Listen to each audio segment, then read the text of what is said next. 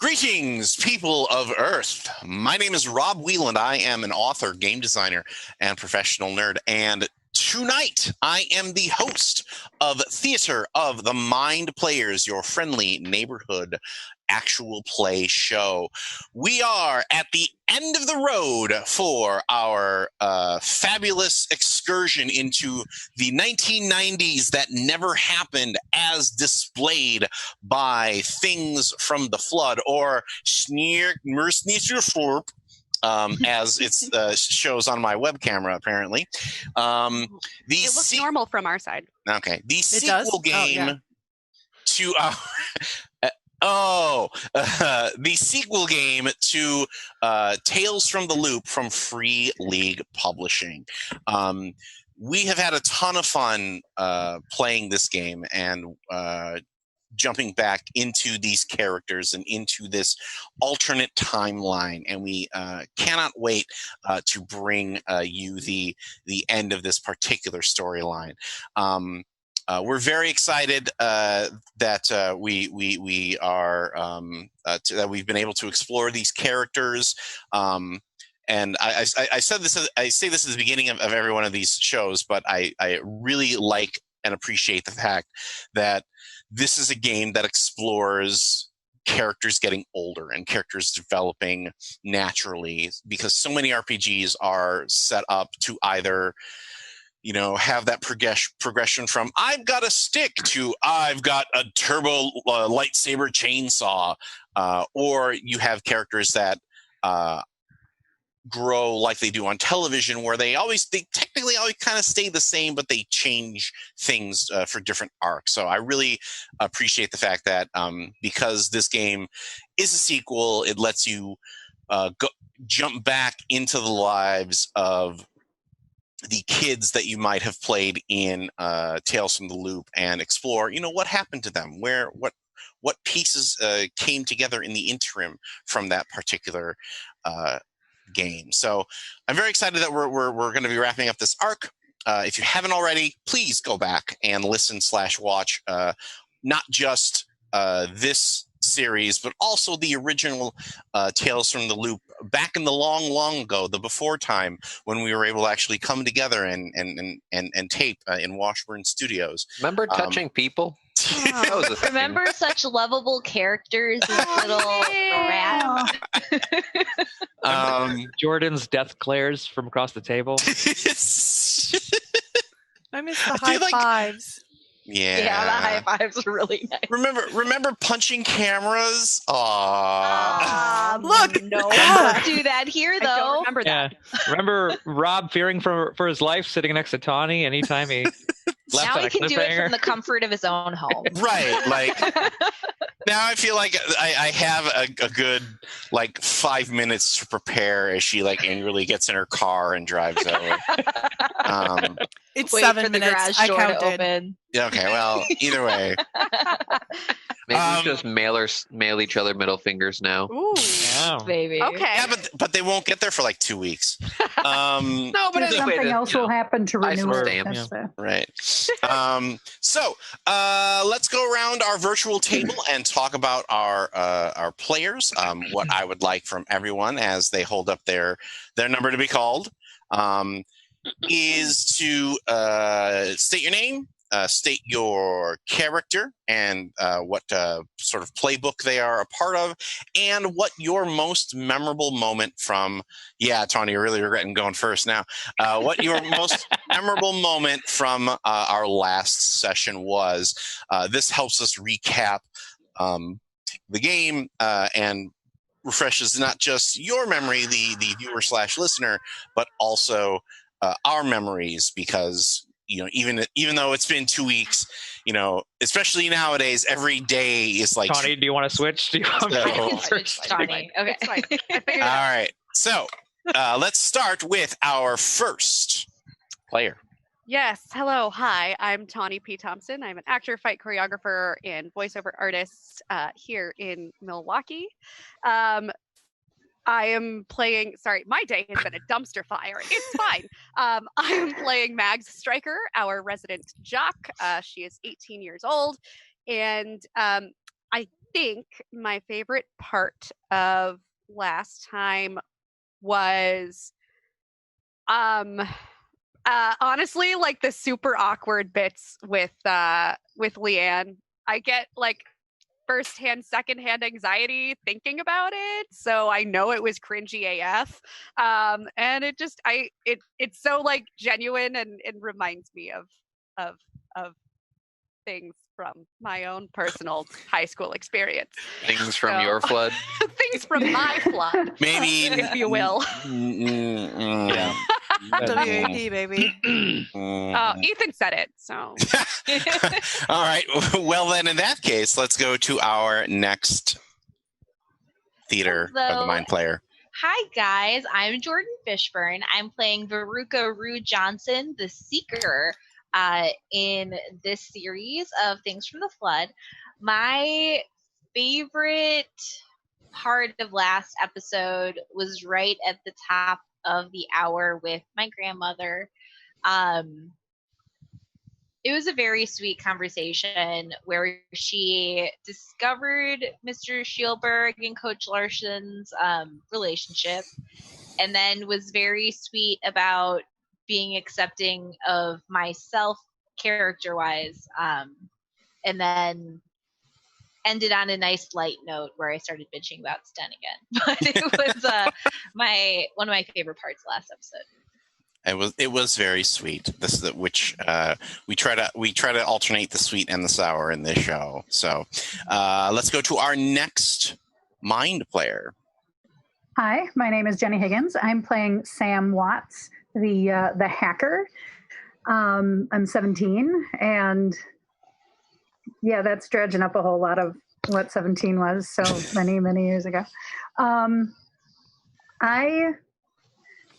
And actually, I think I'm realizing now that I hope I don't sound kind of one note, but a lot of my favorite moments from the game are provided by Tony, just because you really seem to be tapping into that kind of deadpan, I've got nothing to lose in this moment, sort of up yours. It's like, yeah, I know America. Remember I had a mom? My mom went to America. Where's Our my mom is is American. Remember her? Mm-hmm. Yeah. Those are so good. That's awesome. So like stick it to you pure on those. I've really been enjoying that. All right, let's go to our next mind player. And that's me. How's it going, everybody? I'm Tony Cheek, and I am playing Alex Weber, who is 18 and has a band called Vanilla Harpoon. And my favorite moment from last episode will, of course, have to be the Terminator battle, because Terminators. Yes, there was a Terminator battle between Lianne and her quote-unquote father, one Mr. John Connor, and it was an excellent climactic battle that showed off both of their cool robot fighting poses. So let's go to our next mind player. Hi, I'm Ethan Eichstedt Anderson. I'm playing Olaf Olsen, the 15-year-old motorhead. I'm going to say my favorite part was us all coming up with random code names to destroy the drugs. That's awesome. That was good. And let's go to our final mind player. My name is Sarah Babe. I'm a voice actor and stormwater cop. Okay, it's a joke. But it's real. I play Melanie Weber, and I am the 16-year-old raver of the group, and also you, brother. Alex, there we go. Me. I, brother. Alex's sister. Alex I'm her is my sister. brother. We're siblings. And I think my favorite from last week was coming up with all of the names of the Vanilla Harpoon songs. I did pull an entire list of that, so if anybody needs to see I think lyrics, Bicycle Kick Bitch, that was probably my favorite. That was just lovely. I love that kind of, it was great. All right. I think my favorite was the one Jenny came up with, which was I gave you my heart. You gave me a red card. All right. So, let's get started with the episode. We begin tonight at the Watts home, where after it's, I think it's still this opener is going to be a little wider than normal. Like in previous openers that we've kind of done okay, bleed into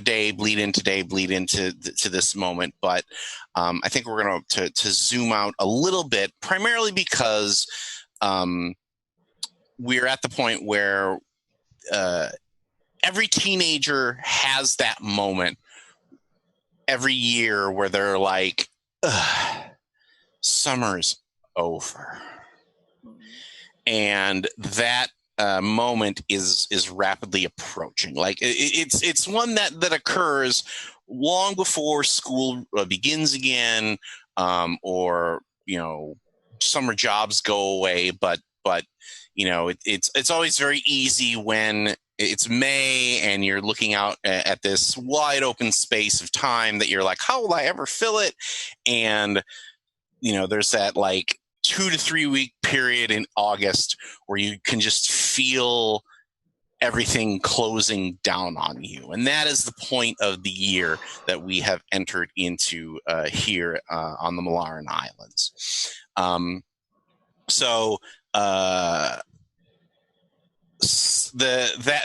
I think we have kind of a cloudy day aspect going on for Sam's segment. There are still a couple of days, or we're still in that week of the Stregoscald festival, but like once that is over, like it's staring you in the face because you're like, okay, that was like the last big event. Sam, what are you doing to kind of battle that feeling in your room this morning?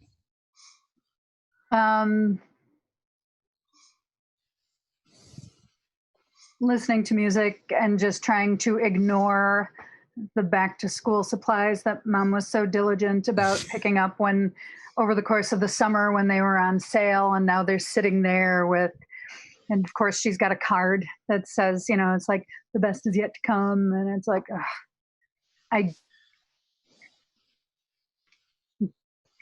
curse your optimism.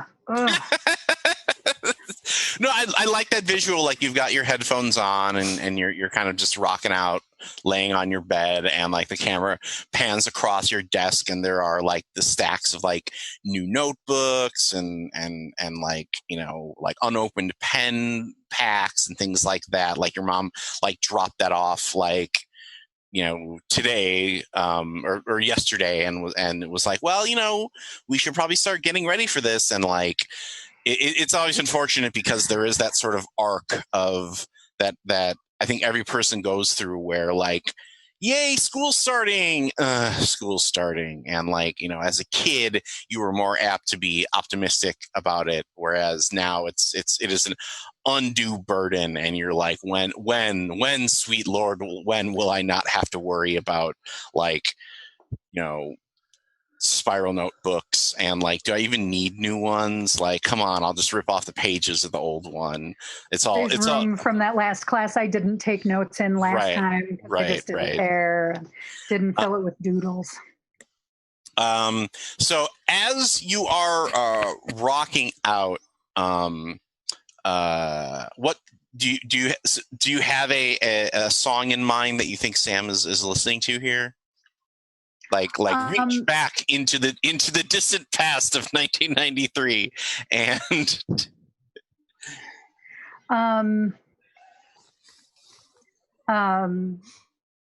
just kind of something repetitive that I don't. So probably Orbital's Mobius. Okay. Where there's just that voice. It's like where time becomes a loop, where time becomes a loop. Time becomes a loop. And then also probably making a list of like those last things that we should really do with Lianne before she inevitably has to go back, or whatever the plan is. Which I Right, really because you're not wasn't going entirely. back. You really have. Well, let's introduce this into the mix. You really haven't had a chance to talk to Lianne about what's supposed to happen, because she's been spending a lot of time with Mags lately, and so I think there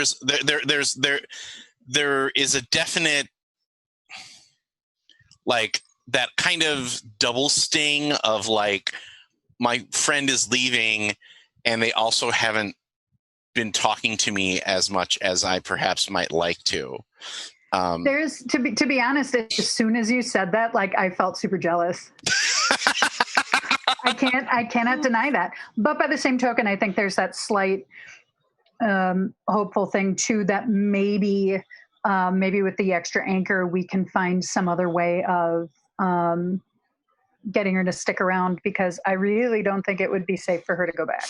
Okay. Well, speaking of an abundance of caution, I think that it's safe to assume that as our resident hacker, that you have, you have at the very least gotten into some subsystems and other pieces of the electronic structure that supports Krafta. Because I think you are smart enough to know that you should be aware if they are talking about you, like whether or not you have been compromised or anything like that doesn't really matter, because or does matter to you, because it factors into that safety discussion with Lianne of, like, if they're sending security goons to come round you guys up, she's got to go. And that's why there is an unfortunate moment that pulls you out of your headspace, because I think you have like a little warning light that's like, hey, we have detected some mention here of your like of a search term that you have flagged in the system. I don't know if that means that, like, Gort's head lights up, or you have like another sort of weird hackerly device plugged into your computer. He comes and tugs on my sleeve, like, hey, pay attention to me. Yeah, so he tugs on he tugs on your sleeves, and he points at his head, which is blinking a little blue light. So you head on over to your computer rig. Have you described your computer rig like at all? Like, every hacker, has the, like, your amazing 16 color display, bringing you the finest in 24 baud technology. Yeah, exactly. The dedicated cradle for the phone, and it, something that maybe makes a little more melodic than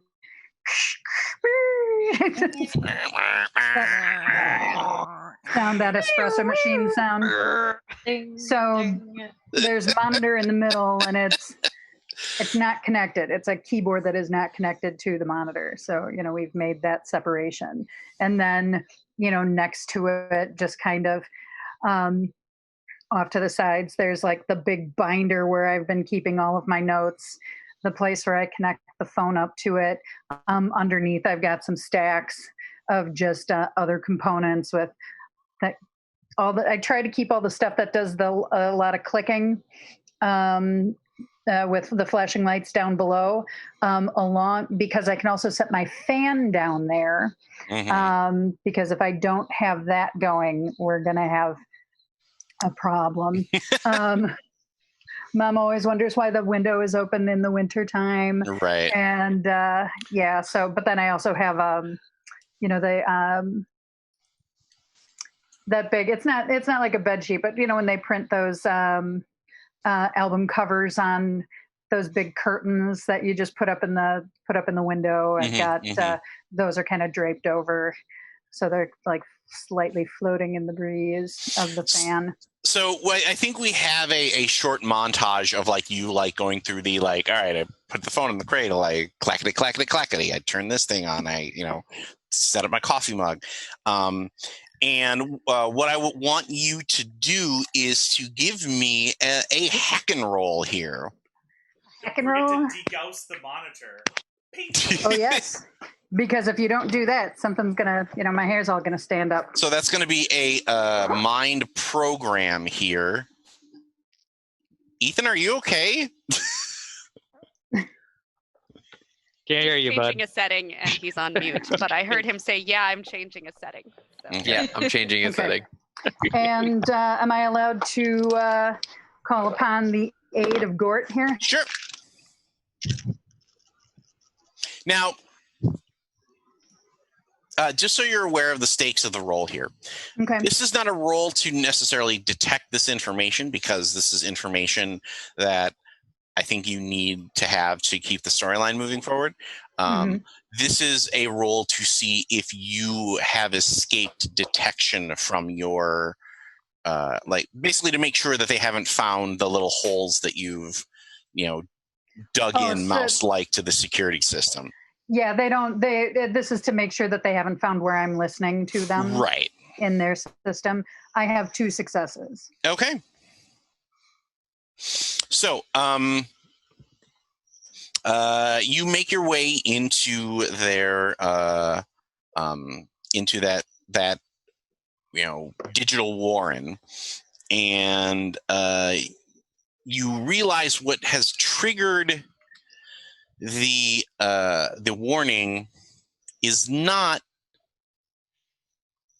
none of the teens. Like, there's no like security alert or like pictures of Lianne, robot punching anybody, which you're like, whew.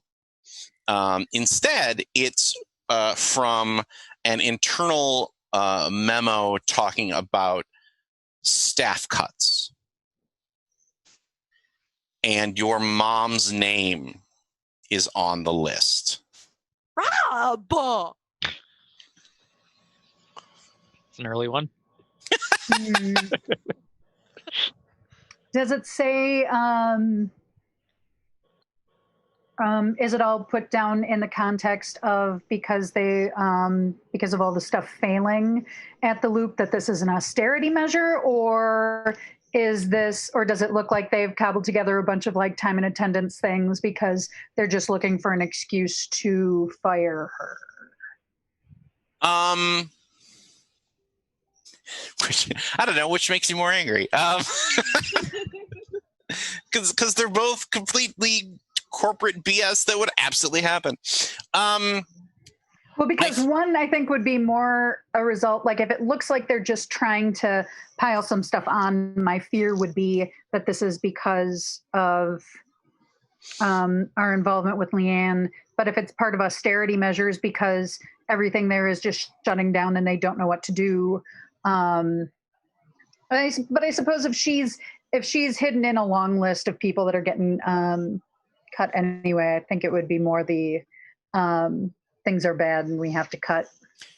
I think the austerity measure is better because I feel like that reflects the more of the everyday trouble that this segment of the game is supposed to represent.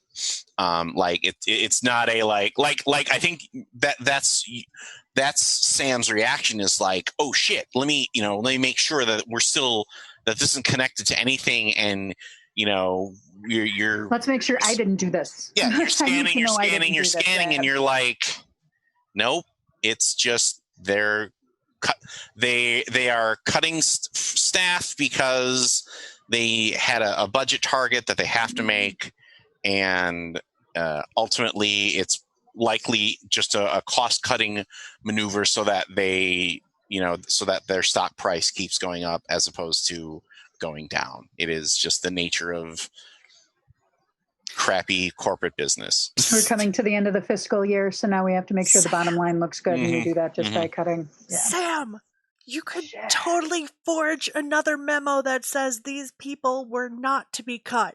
I'm just saying. Or just delete her name off the list. I could.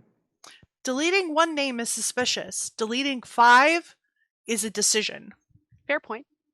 And if you delete one, then the person that made the list could be assumed to have forgotten or messed it up. I 'Cause if work I in a need to corporate cut- environment. Accurate. Per my last email. For my If I last need to cut email, 50 forgot. and 49 are on the list, but if they need to cut 50 and 40 are on the list, then that's making the writer look negligent. Shit. Or put like a placeholder in there. Put like Joe Schmo. Joe. Yeah, what's the Swedish equivalent of Jane Doe? I was going to say, I don't even think that there's a John Connor who works here. I don't. Nils Larson would be probably very something close. like that.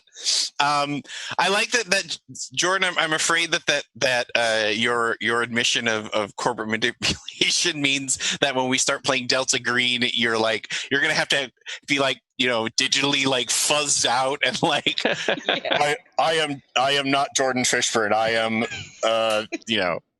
we're gonna have to torque your voice and everything. Borden bird water.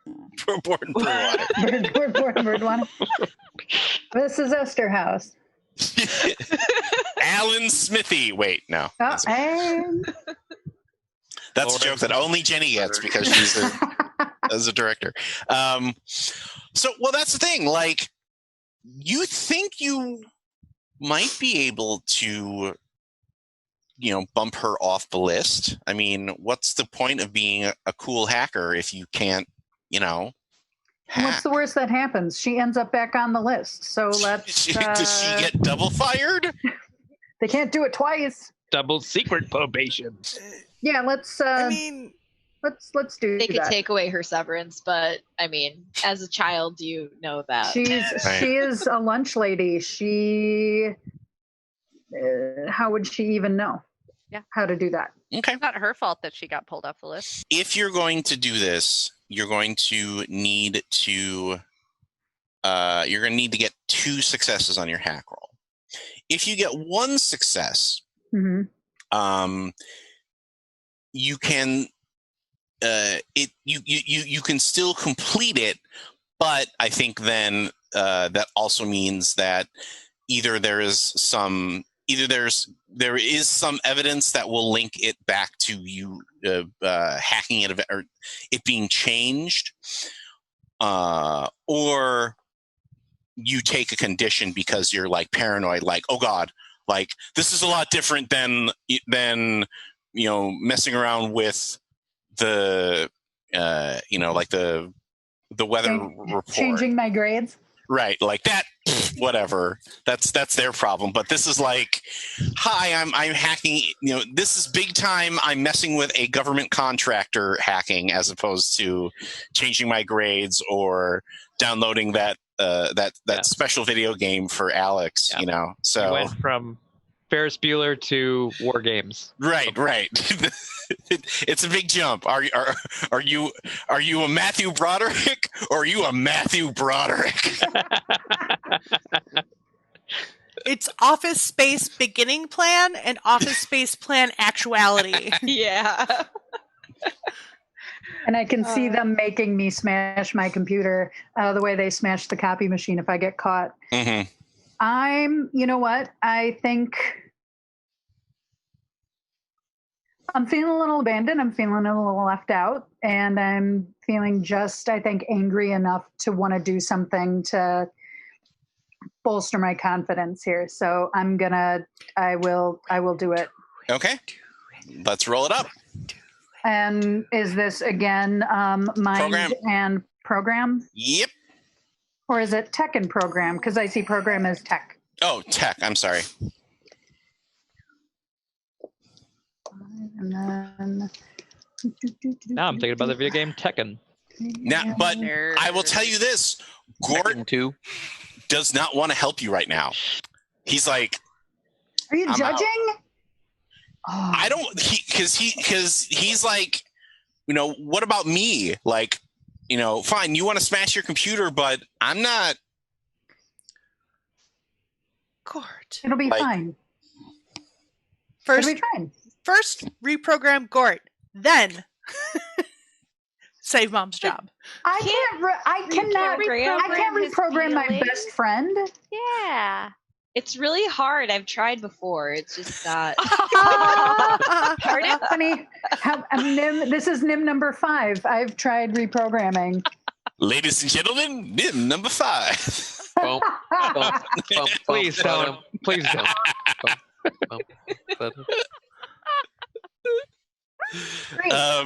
Three. I got 3. If you'd like a photograph, I can. No. I got 3. Honestly, Oh my god. like, so I've had a couple of people ask, like, you know, I'm surprised you guys aren't doing like dice bots, and I'm like, I trust all of you guys because everyone here knows that, you know, failure causes interesting things to happen, and B, I think it's very difficult for the roles that we do for people to like fake like, no, I succeeded. Like, we're good. None of you have a good enough poker face, as far as I can tell, that you're like, you know, like. Listen, Tawny's a fantastic liar. Yeah. Yeah. Holy cow! You're right. Like. Yeah. Tawny is. I mean, she's right up there with how good I can lie. I was gonna say, why am I like 33% of fabulous liars in this game, and the rest, everybody else, it'll be fine. So, I okay. feel like I have to lie down. I'm never doing that again, Gort. Doing that again. Gort is kind of like, kind of gives you a look like, that's why I don't mess with this shit, girl. Like, I don't like, because it, like, your hands are still trembling. I'm sweaty. Yeah, and there's a knock on your door. Are you okay, Sam? Are you okay in there? Yeah, I'm existential crisis. A what? I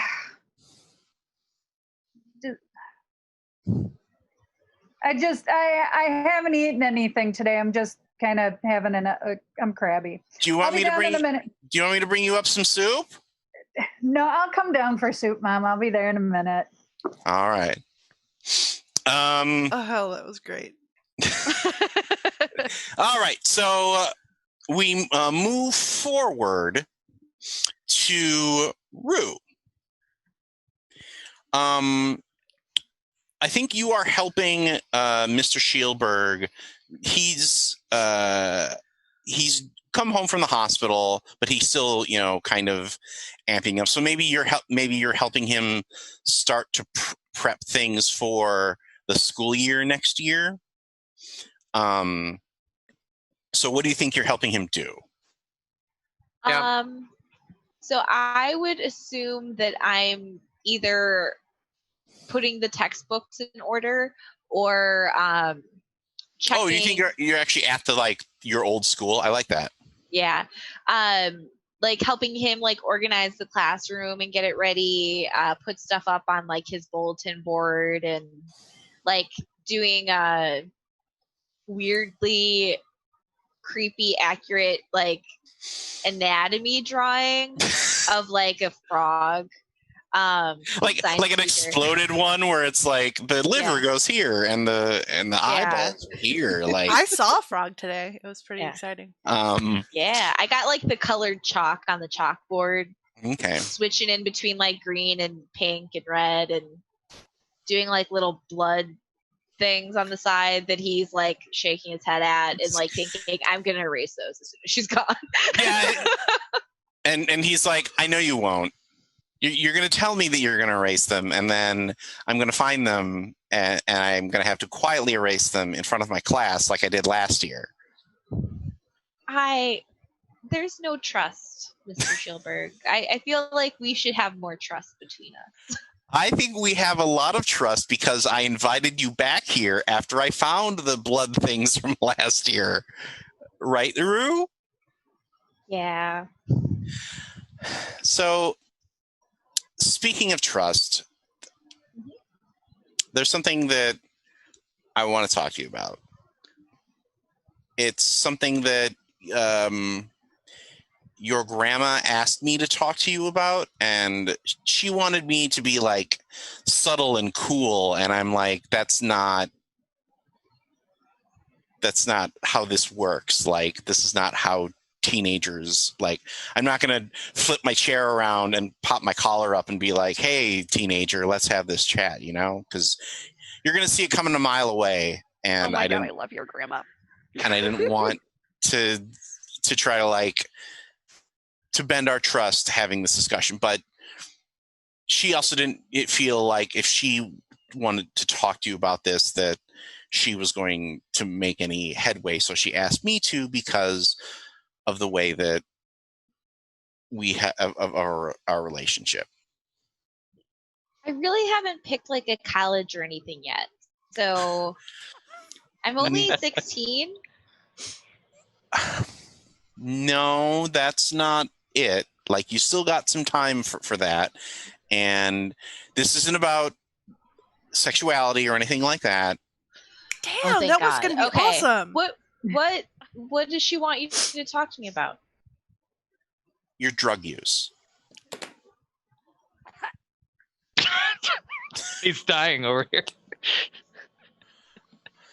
She's found some things, and she didn't want to confront you about it, especially because this summer in particular, things have been difficult. It's fair to say that, yeah?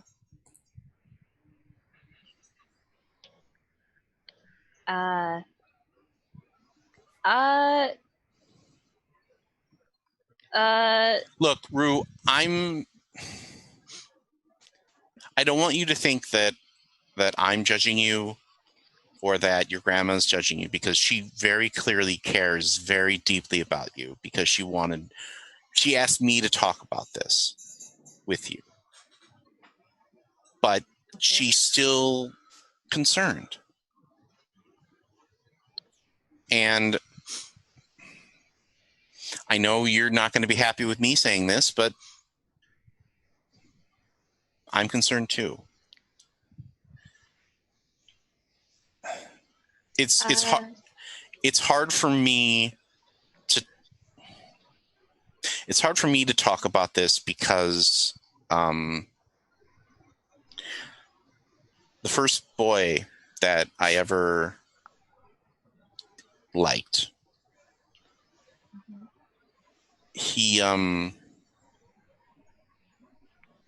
got too deep into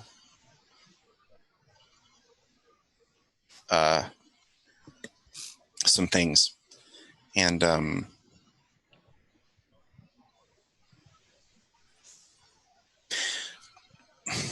I just want you to promise me that you're going to be careful about this stuff, because it is hard to keep a handle on it, and you think that you can, and you can't. I know. I only do one usually, but I'm really glad you talked to me about it and not Grandma. Well, I know that she didn't know how to approach you about it, and frankly, neither did I. But whatever awful approach that we combined together to make, we wanted to make sure that you were doing okay. Like, I don't know what to tell you as far as if you should stop or if you should just not do it at home. But I also know that if you expect me to be a safe haven for this behavior, I can't give that to you. I know you're not. I didn't tell you about it. I only really... Yeah. I'll think about it. Okay, I'm sorry to lay this on you, but there's no good time to have this conversation. So, I just kind of wanted to get the Band-Aid ripped and get the wound out in the open. Mhm. I want you to be around for a long time, Rue Johnson. And I know. I still have to be around when the aliens finally come, so... right, the Y2K bug, this Y2K bug you keep telling me about. Yeah. Sam So- told me about that, so I have to definitely be here for that. But I think the aliens might be after that, so I'll Can I, so not to change the subject, but please change the subject. sweet merciful Jesus, please change the subject. Oh my god. Is Lianne weirder than you are? I just think we're programmed different. Respect. We cut to mythology, and Alex is working a shift there. Mhm. And a long-haired dude, in I think we're going with the tail end of the hair metal kind of look, is walking up to you, and he's like, "Hey, can you help me out, man? Like I'm not really interested in this like corporate rock stuff. No, not corporate. This sellout rock. And I was wondering if you carried some local music. Like there were some really good bands at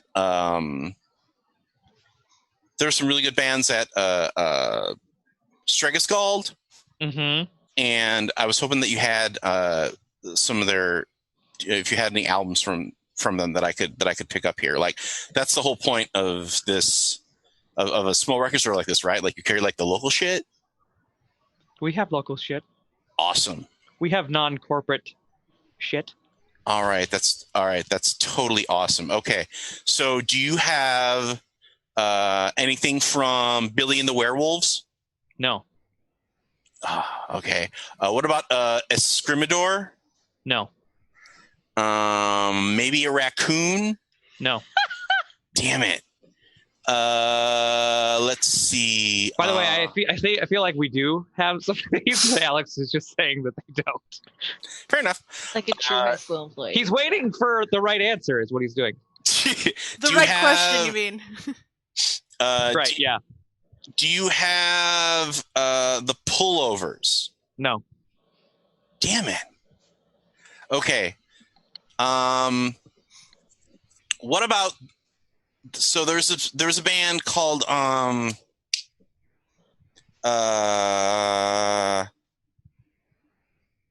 White Spear? No. It was like Neapolitan Pike. Freud.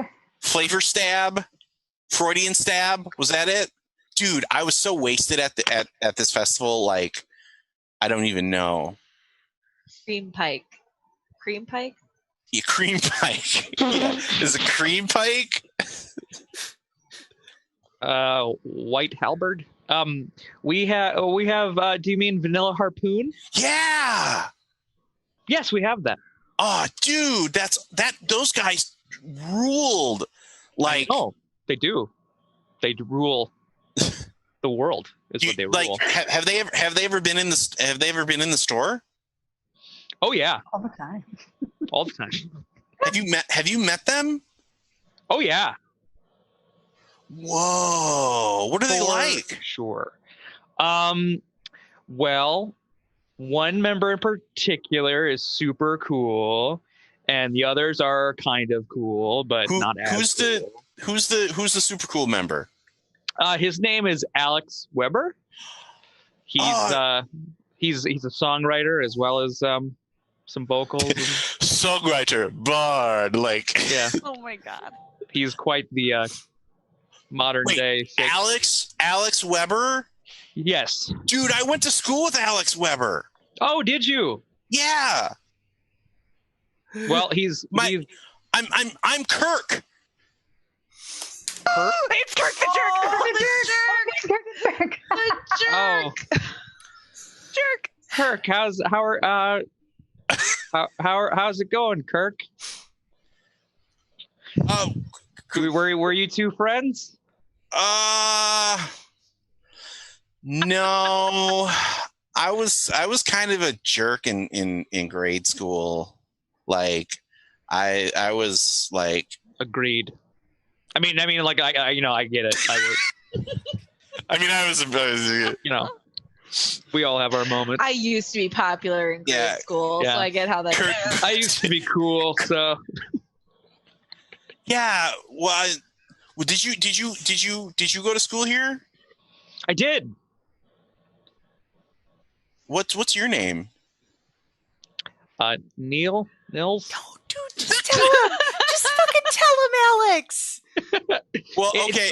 Do you really not know who I am? No, dude. Come on, man. You don't know me? Look. It's me. I'm Alex. You doof. Oh shit. Oh shit, dude. Oh my god. Are you high? I am so high right now. Yeah, no, I can tell. I can tell. Did you buy it from my sister, perchance? Rude. Only because I thought maybe she would go out with me. You want to date my sister? She's really hot. Like I'm really into that whole like Can't raver comment. thing. Don't know. Can't. Like Not gonna have okay, this conversation right. with you right now. Okay, no, that's fair,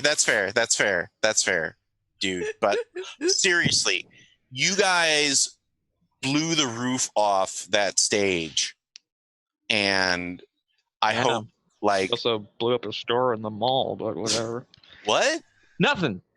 No, yeah. Are you messaging me because I'm high? Because I'm high right now. Oh, are you high? You didn't mention. I'll be careful. Dude. Yeah? Dude, don't say it so loud. Be cool. Oh, right? what's that? You're high? Dude. We got cameras everywhere, man. I just told you how awesome your band was, and you're like, now you're messing with me. Like that's not cool. Okay. Well, you know what, Kirk? Consider it a little payback from grade school. Harsh. I'm sorry. Oh. I appreciate it, man. It's all I ever wanted to hear. And not for me, but for my friends. Rue, Sam.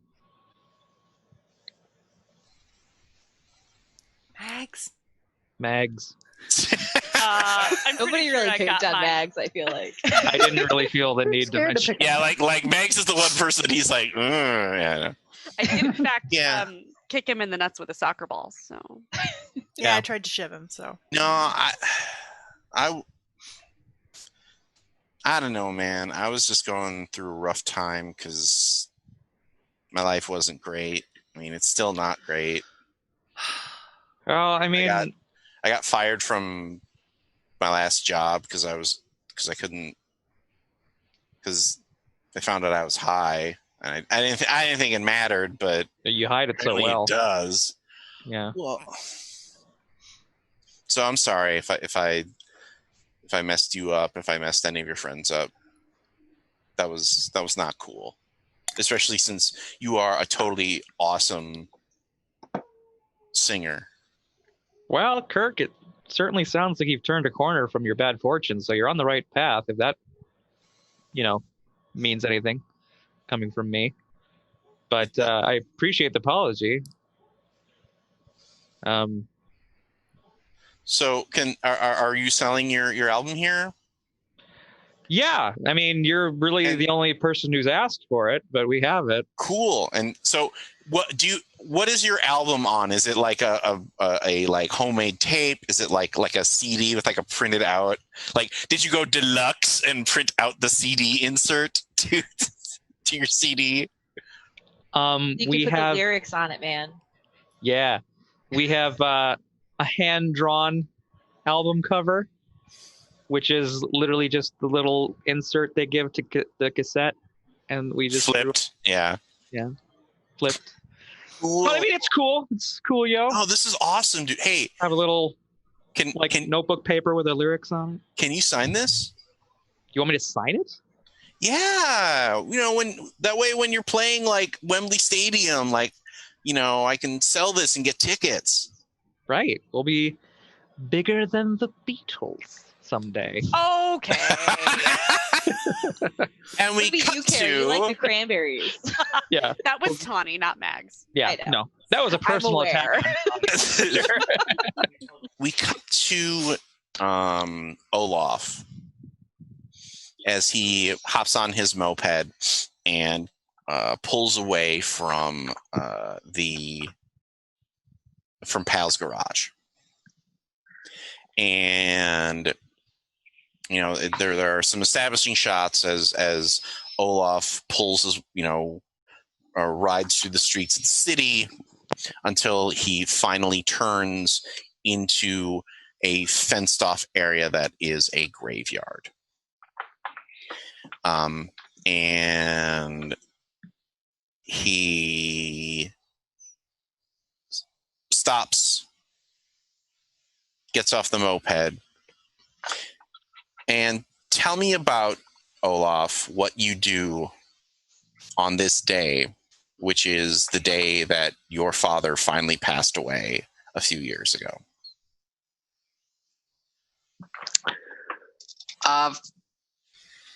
Basically, I just ride out here, sit here. Buddy, it's okay. Even the dog is like, this is too sad. I don't. There's bunnies in our backyard, and he wants to get at them. Yeah. I ride out here. I basically kind of just sit on the gravestone itself and basically just chill. He was never much of a talker. And so our moments were basically sitting down and just listening to the radio together. So do you bring like a mixtape or a mix CD or something of like stuff that you used to listen to? The Johnny Cash album that we picked out for his birthday 5 years ago. Sarah, you're gonna need another box of tissues. We're gonna get that Kleenex sponsorship any second now. Don't worry. You're good. For more than one reason. No. Oh, no. Tony, don't piss off the sponsors like that. No. Emotions, sometimes other parts of your body cry. That's not. Oh no. Please just continue. Continue.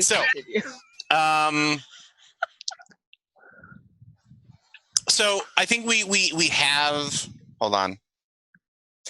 I think we have a kind of a slow pan of Olaf listening to Johnny Cash's "Satisfied Mind." And actually, I don't know if that cover came out yet, but it's a perfect song. We're just gonna roll with it. And are you sitting on his grave marker, or are you sitting on one of the other ones? Okay, no, just his. And you feel a tap on your headphone, and you scoop it off, and it's Pal. Olaf, Hey. what are you doing here? Just seeing some family. Oh, I'm sorry, kid. I thought you asked off for today because you were going to be knee deep in pussy. Well, they still young. I mean, well, just the way that the guys at the shop have been talking about your performance at that music festival thing. I mean, Is that getting around? Like, did people actually see that? With all the lights and stuff, I wasn't actually sure if there was anyone in the audience. Hey, yeah, like those guys have been talking about it. Like, I think a couple of them want to form their own band, and I don't know about that, but they seem to really be into this idea of what you guys are doing. So, congrats on that. Thanks. Hey, is this any gestures to the gravestone that you're sitting on? Yeah, it's my dad. It was coming for a while, but it's still, it's got to get used to it again. He reaches into his pocket and he pulls out a whiskey flask. My mom's been gone 10 years now. Yeah. Came out of nowhere. She was fine, and then 2 weeks later she was gone. So that ain't much better. And he holds out the whiskey flask to you. I'll take it. Take a sip. Spill a sip. Hey! Just passing it down. All right. For the homies. Libations for Laverna. Kids these days spilling good hooch.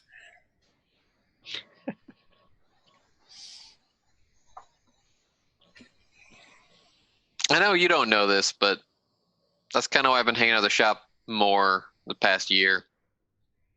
It's nice to have, I guess, some older males to talk to, if that makes sense. Shit, kid, I'm sorry. If I'm the best you got, oh shit. No, I wouldn't call it the best, but you're there.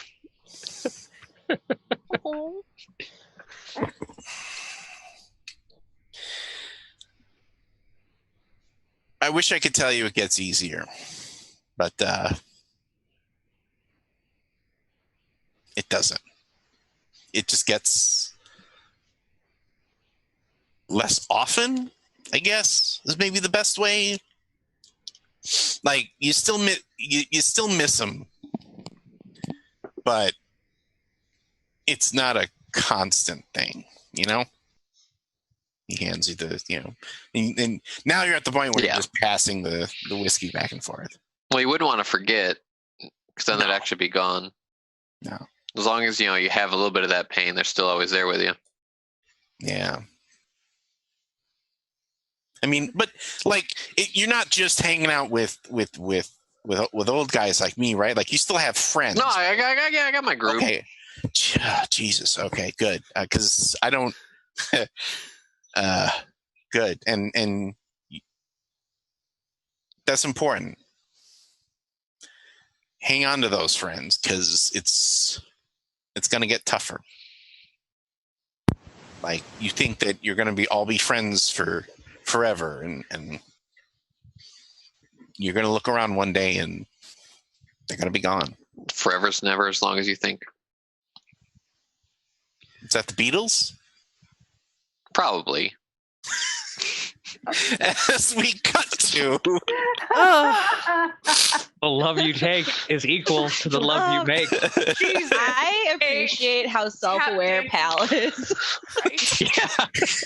well, that's I definitely wanted him to be that kind of, like, I'm an absolute shitheel, Mm-hmm. but I know that. So, there are people out there who are maybe better morally, but aren't aware of their shortcomings. So, um, You're I didn't always wanna go- you're always a little bit less of an asshole if you recognize the fact that you're an asshole. right. And it's okay to be an asshole if you're an asshole to bigger assholes. It's punching up. I get it. Or There's three Hammers. types of people: assholes, I knew you were dicks, and gonna say- pussies. I No? knew you were going to say that. so let's Also ear holes and whatever. let's go to the Stryker household Oh God. and wrap up. Wait. We need to go to the Weber household first.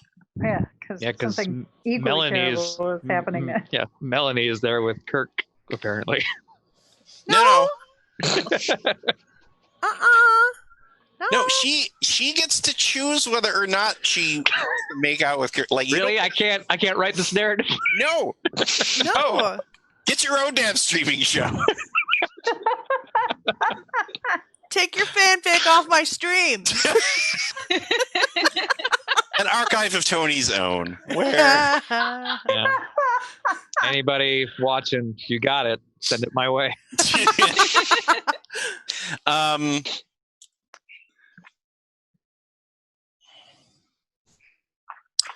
Where are you when your dad finds your secret? Probably. Like, are you? Go ahead. I'm sorry. Um, Because I think that this like is in the house? Yeah, because I feel like we've got to shift from we had a nice, awkward but nice parental interaction to a bad one. Okay. I'm probably sitting just outside of my bedroom window having a cigarette on the Like on the roof. Perch on the roof. Yeah. Okay, because you hear like a heavy boom, boom, boom, boom, boom. Melanie Weber, you get out here right now. Why?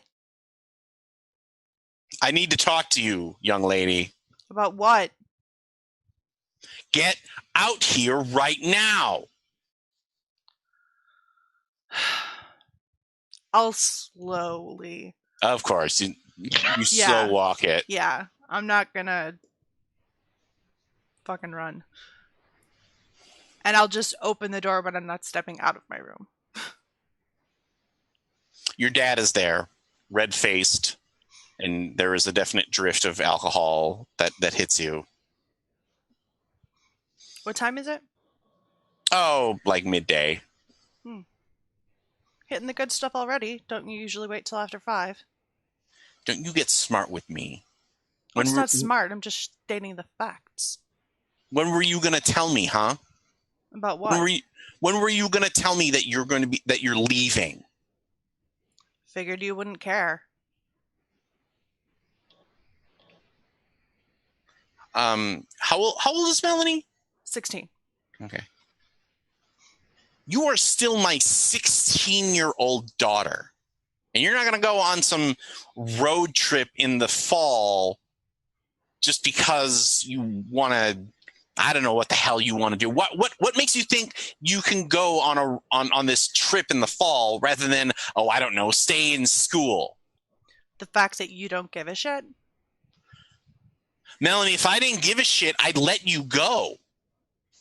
Oh, so instead, you're going to get drunk and try to keep me here so I can be just as miserable as you are.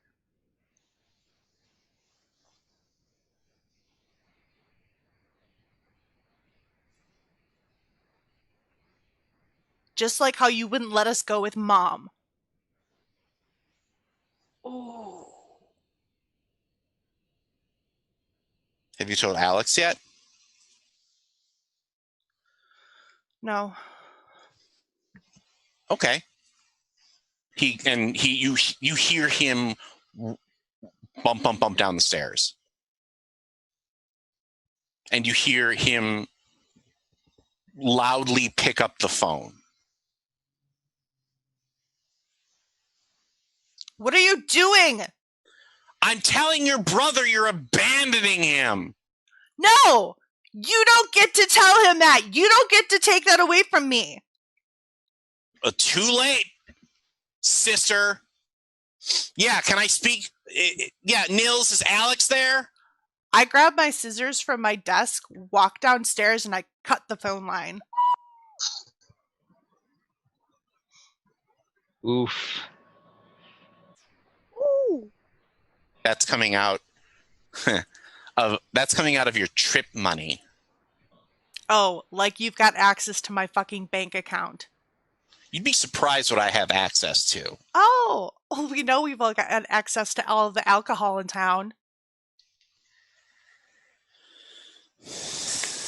And the director's snatch. Whoa.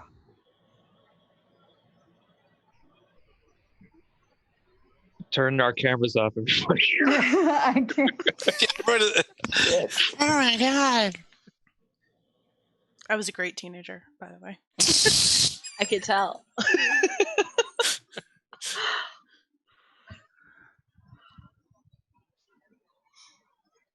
Fine. Run away. I wanted to fix things with your mother, and she didn't want to do any of it. So she ran away. No, I'm pretty positive she walked with purpose to a flight to fly home. Okay.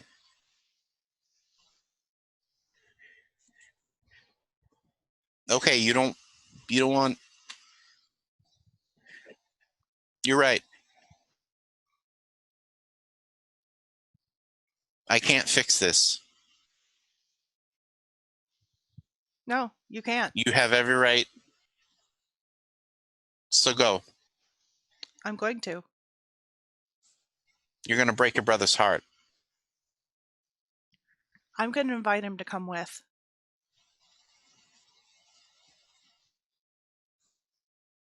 And we cut to. I don't know if I can follow that. Oh, don't worry. Welcome to our spicy drama night here at Peter the Mind Players. God, I don't think I've been that purposely mean in a long time. Sarah, that was brutal, and I loved it. Oh my god. Ooh. Cut to Mags at the Stryker house eating her breakfast. Like what does Mags like to eat for breakfast? Herds and whey.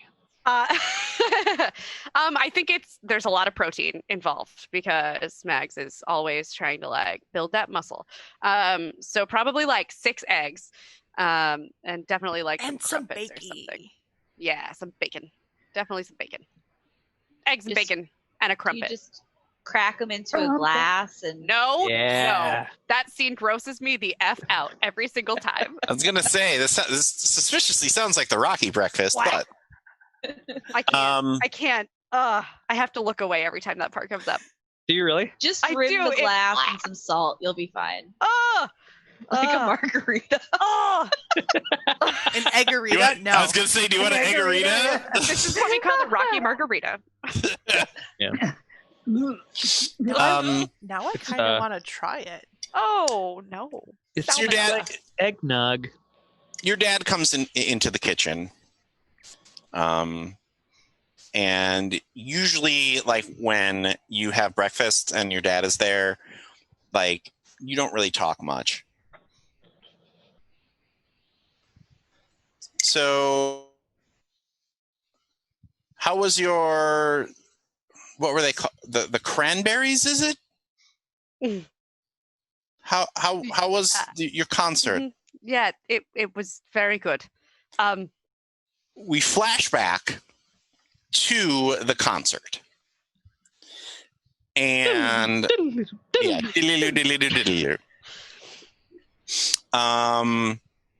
and you are there, and Lianne is there, and you are both wildly dancing to one of their up-tempo numbers, and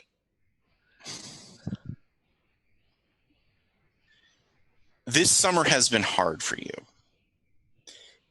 because of what happened with Stens, because of what happened with the car, and the renewal of the weirdness magnet that is your life with your friends. But in these brief moments with Lianne where you're just dancing together, it just all wipes away. It's just you and her in this crowd. And even when you were dancing with her at the rave, like that was the last time maybe that you had this moment. And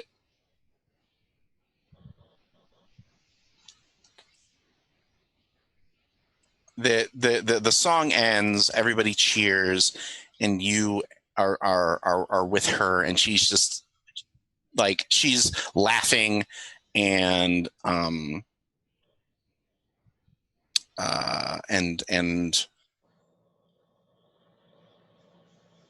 just looks so happy. Like you feel, and she even tells you, she's like, Mags,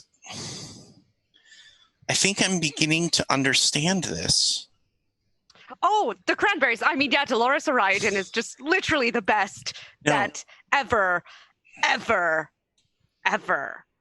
existed. So I totally get you. I remember the first time I heard their first album. I just put it on repeat. Mags. Mm-hmm. I mean,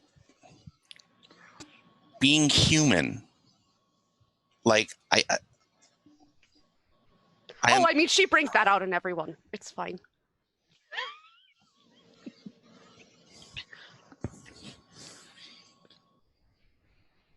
Can you come with me? Come with you where? Do you need to do you need a drink or yes, or... let's go get something. Oh, okay. Yeah. And she grabs your hand and takes you through a sort, like, instead of like the direct route to where the drink stand is set up, she takes you to a slightly more circuitous route where there is a kind of place where the two of you can be alone.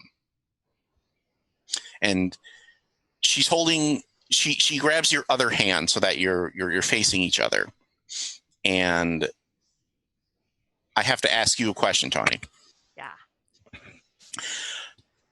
Does the terrible thing happen before she kisses you or after she kisses you?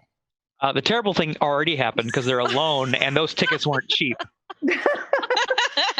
I want to say after. Yes. Okay. After.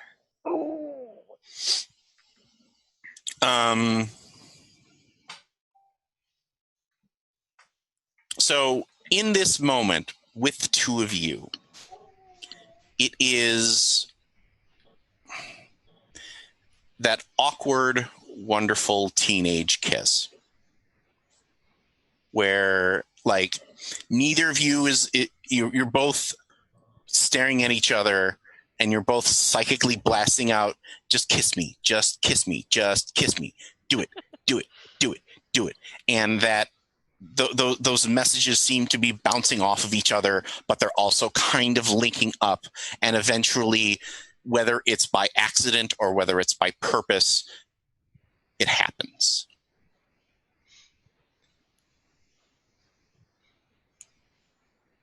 And when she pulls away, she's smiling.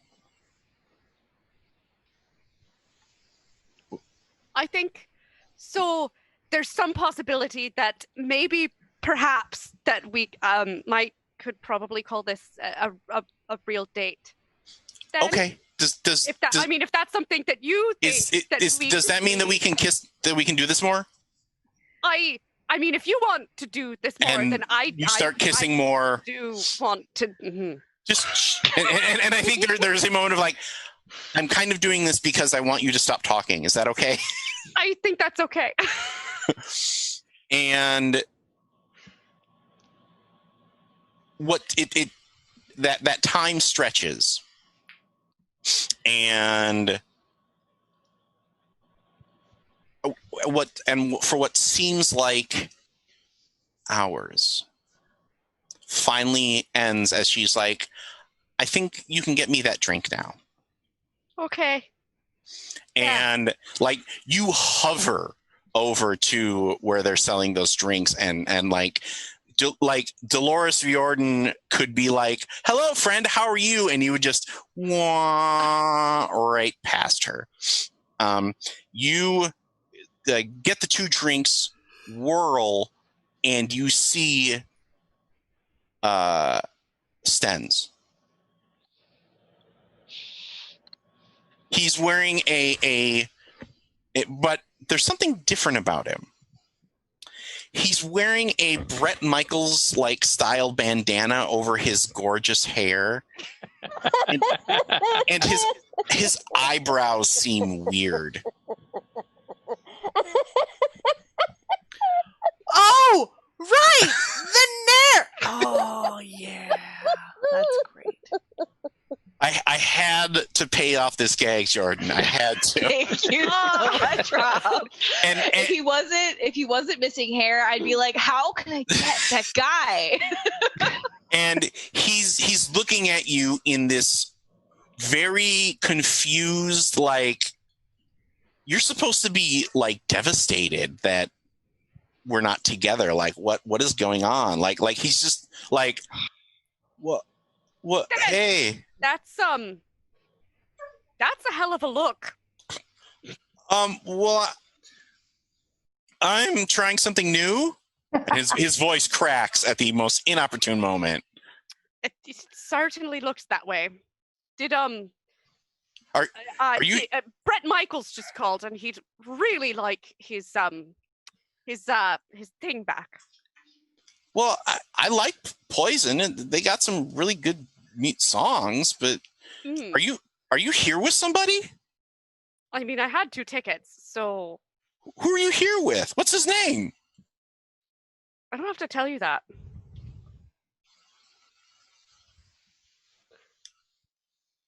I think she just like walks away and walks over to Lianne and hands her the drink, and then like turns around and like bald-faced winks at Stin.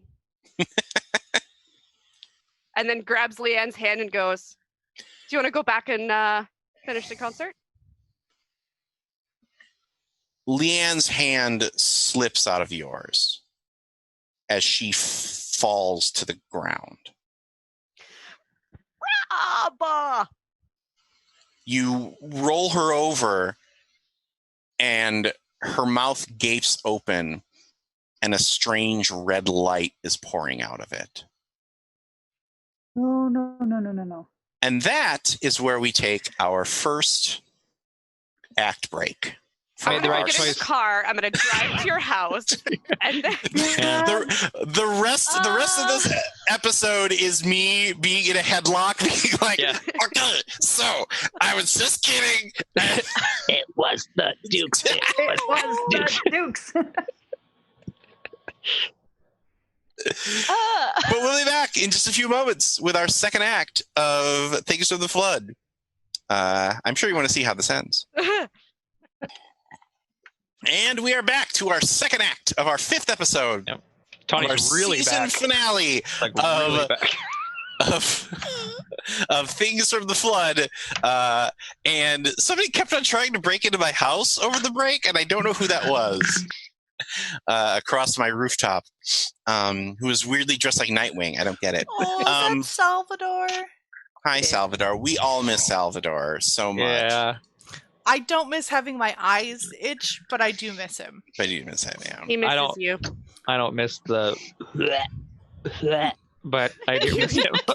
Can we not mention right now? So when we last left our teens, Lianne had just fallen over at the Cranberries concert, and with a strange red light emanating out of her mouth. Is Mags strong enough to carry Lianne? Well, here's the thing. Like that's the image that we ended on, and when we come back from the break, she blinks her eyes and sits up, and she just is fine. Like, did you I mean, there's too many emotions, right? It was the song. And are you okay? Why am I on the ground? You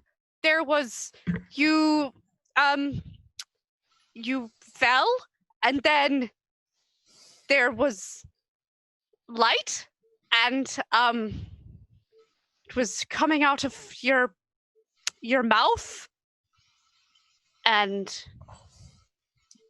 oh wait, are there other people around us right now, or Like now there are other people around because there's somebody on the ground. So like you say that and then you're kind of like, it's okay. She was too warm.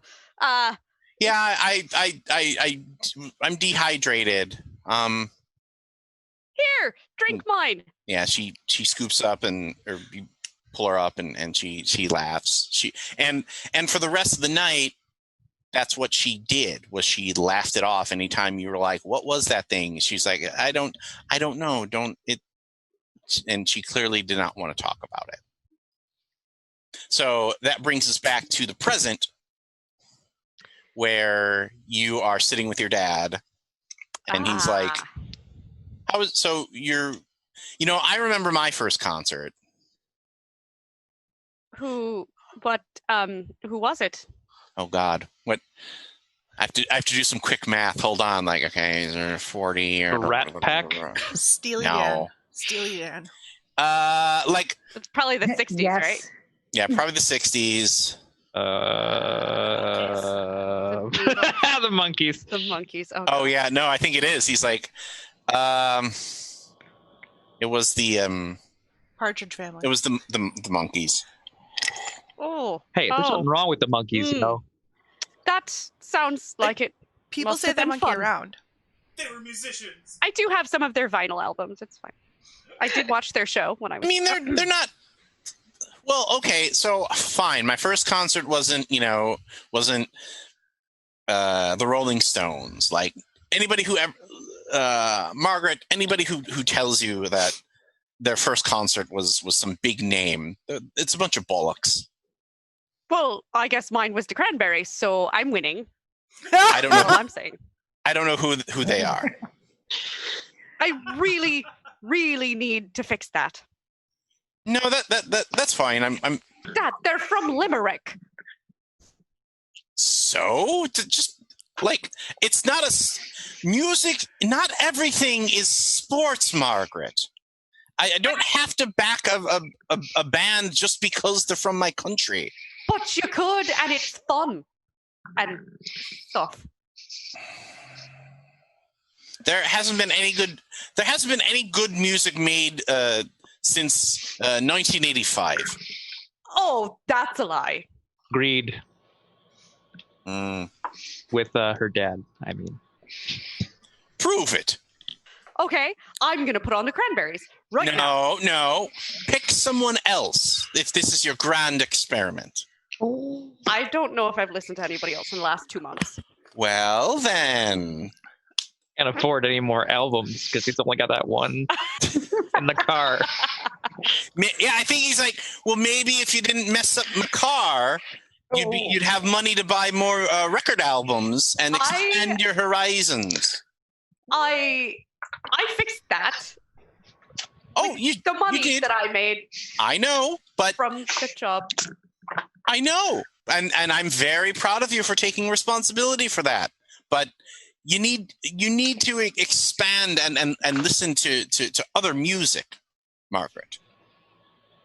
I was just really excited because I got the tickets and I needed to know all of the words just in case Dolores arrived and recognized me in the crowd. So, who did you take to the concert? you remember my friend Lianne? Yeah, she seems nice. So, who do you go to talk to about what happened at the concert? Oh, 200% Sam. Okay. So we cut to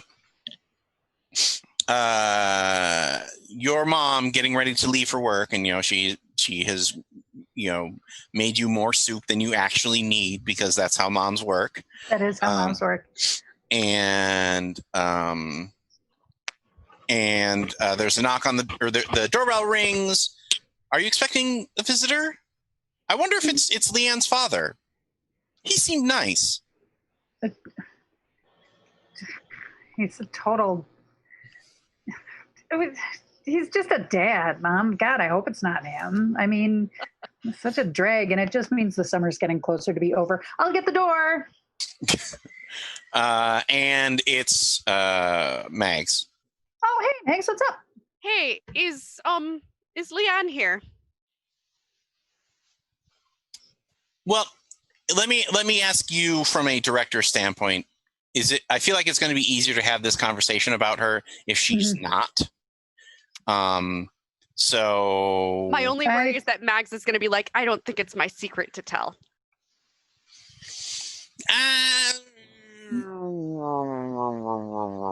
So we'll have to go through a little bit of that. Okay, that's fine. Okay.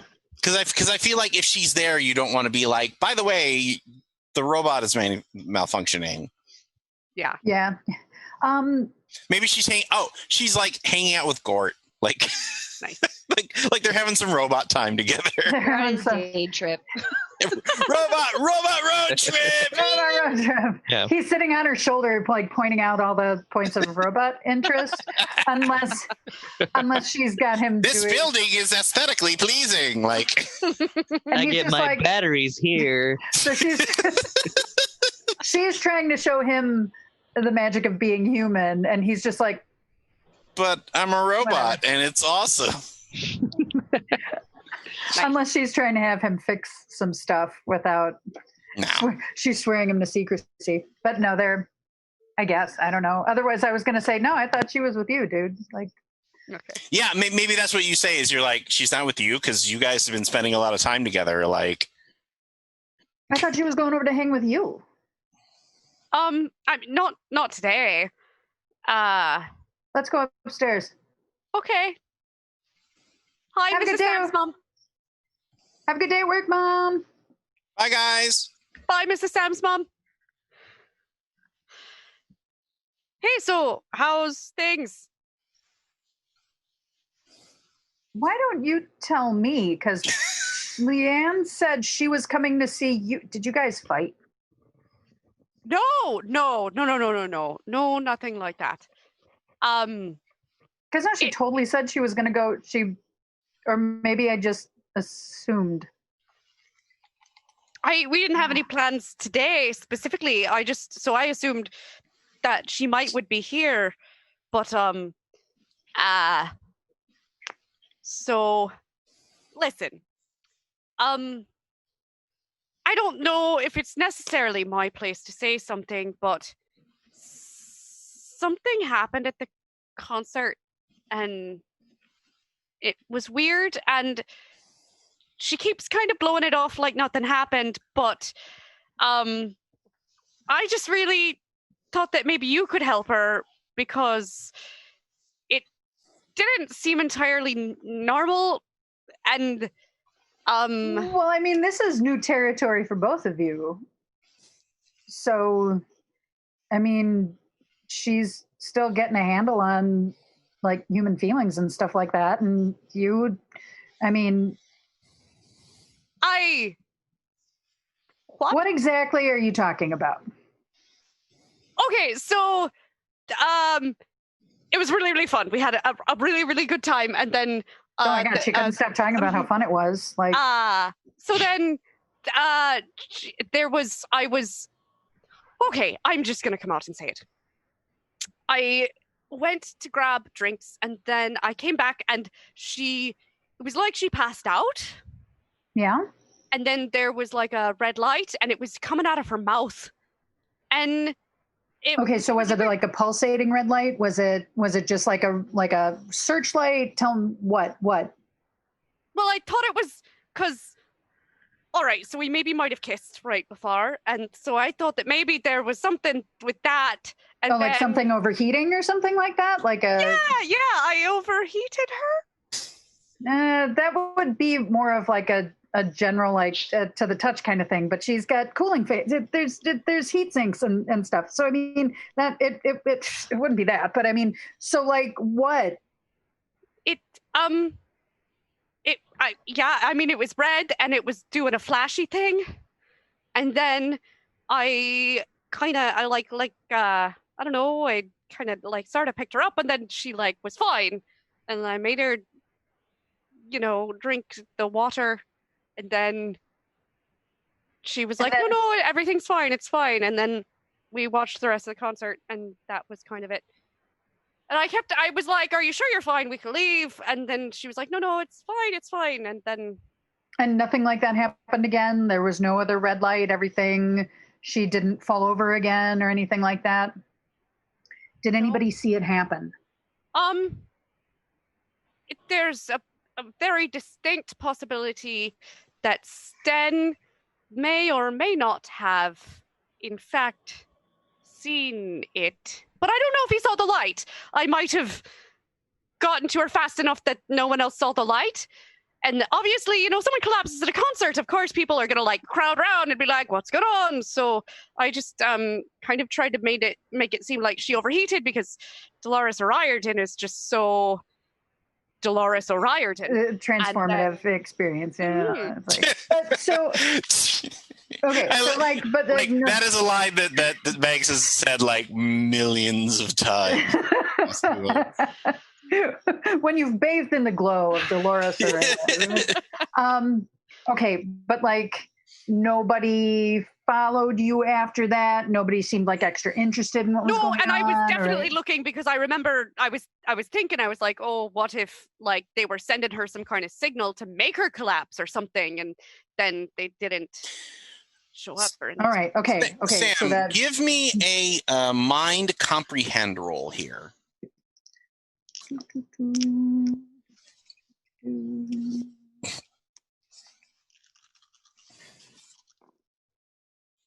1. Okay.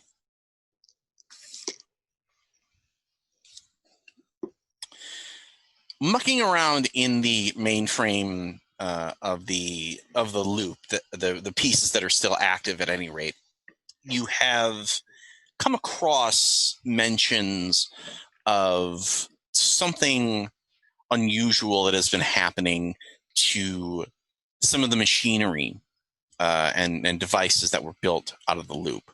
And it has the unfortunate name of the machine cancer, where the devices have started to manifest growths and other cancer-like symptoms, for lack of a better term, and have started to break down. Okay, so I think I would have printed some of this off. Or I hope you did that ahead of time. Otherwise, it's going to be 40 minutes of. Oh no! Like this was stuff that, yeah. Hang on. No, listen. Like I don't want. It's like, was it anything? I'm breaking her confidence, here, but she just seemed like she was making so light of it, and it felt like a bigger problem. And so I thought that maybe you would know, and it's been bothering me. And was it like this? She hands you the printout. Yes. No. We gotta find her. But all right. So did you notice anything else? Was it just the light out of her mouth? I mean, did you? I only saw the light out of her mouth. Is she okay? We gotta make sure that she is, because this is serious. There's a problem with this going on with machines and stuff at the loop, and they're calling it machine cancer, Megs. But that's, but she could look. She's programming and numbers, so we could fix it, right? Megs. Instead of. Mm-hmm. She's a lot of parts and stuff that I'm just beginning to pretend I understand, and she's partially flesh. So did she make you swear not to tell me? No. All right, so then we're just gonna go, and we're gonna have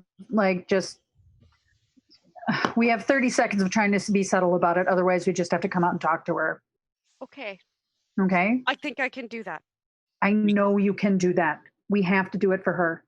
We cut to where Lianne. I think Lianne is hanging out with Rue and Olaf, and I think and Olaf in particular is helping to fix up the lawnmower because it stopped running, and Lianne is along because she wants, to see these, this thing happen, and she also is. Oh wait, I think maybe she's going. I think she wants also to talk to Rue about, like, you like girls. How does this work? Advice. Oh God, good luck, but I'm up for it. Okay. I wanted to make sure before we went into the scene. So, like, Ethan, I think so Olaf is fixing, like, compared to cars, this is nothing, but like, Rue asked you to do it, and it's like, fine, it's been you're and I think you're probably, like, I'm assuming you're doing a good job of it, and like how A+ is your service here, since you're working for a friend? It's A+ enough. Before you started working on it, Rue said, I promise that I checked that we put gas in it this time. It's kind of one of those things where I'm doing good work but not paying attention closely. I'm more just watching her and Lianne do stuff as I have it apart sitting around me. Oh my. Well, we found what's wrong with the lawnmower. Hey, don't be a dick, Cat. Jeez. Seems like you got Salvador. Thrown down. Oh, so glad that Mike picked that up. So Lianne, I think, actually walks over to the parts, and then she's kind of scanning them, and she picks up one of the blades of the lawnmower, and she closes her hand, and a chink, like a little knife comes out of her fingertip, and she's like, shh, shh, shh, shh. So what'd you hit, Rue?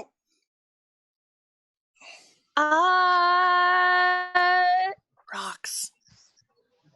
So I kind of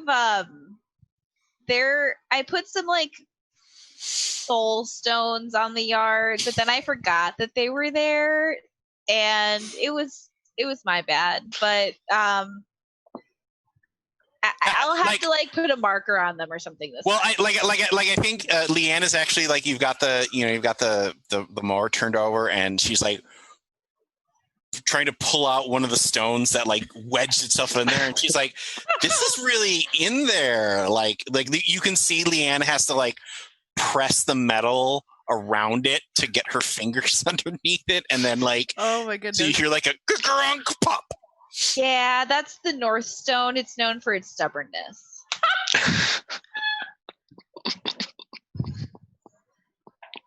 That's well, I wouldn't want to meet this. I would not want to meet this stone in a dark alley, I guess. Do you need any other help from me, Olaf, or are you able to put this together? No, I think I'm good. Okay. And she brushes her hands off and walks over to Rue and is like, can I talk to you about something? I think she says it in the same exact way that Mr. Shielberg said it. And you're like, oh God, not another one.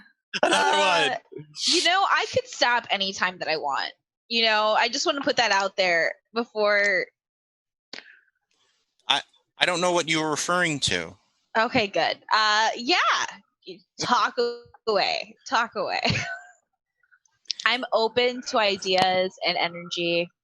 We'll go. I need to talk about human feelings. In Don't we all? theory or in practice? Something happened at the Cranberries concert. Does Rue have a fee for talking about emotions? Like a psychologist?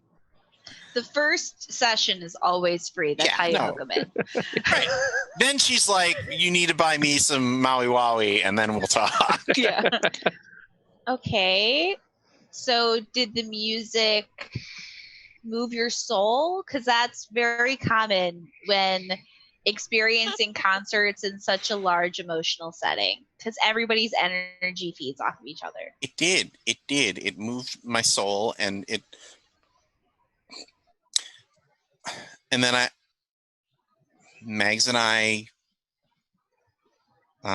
we kissed, and it was great. And then she was weird for some reason for the rest of the evening. Oh. Huh. And I would talk to Sam about this, but she's been acting weird too.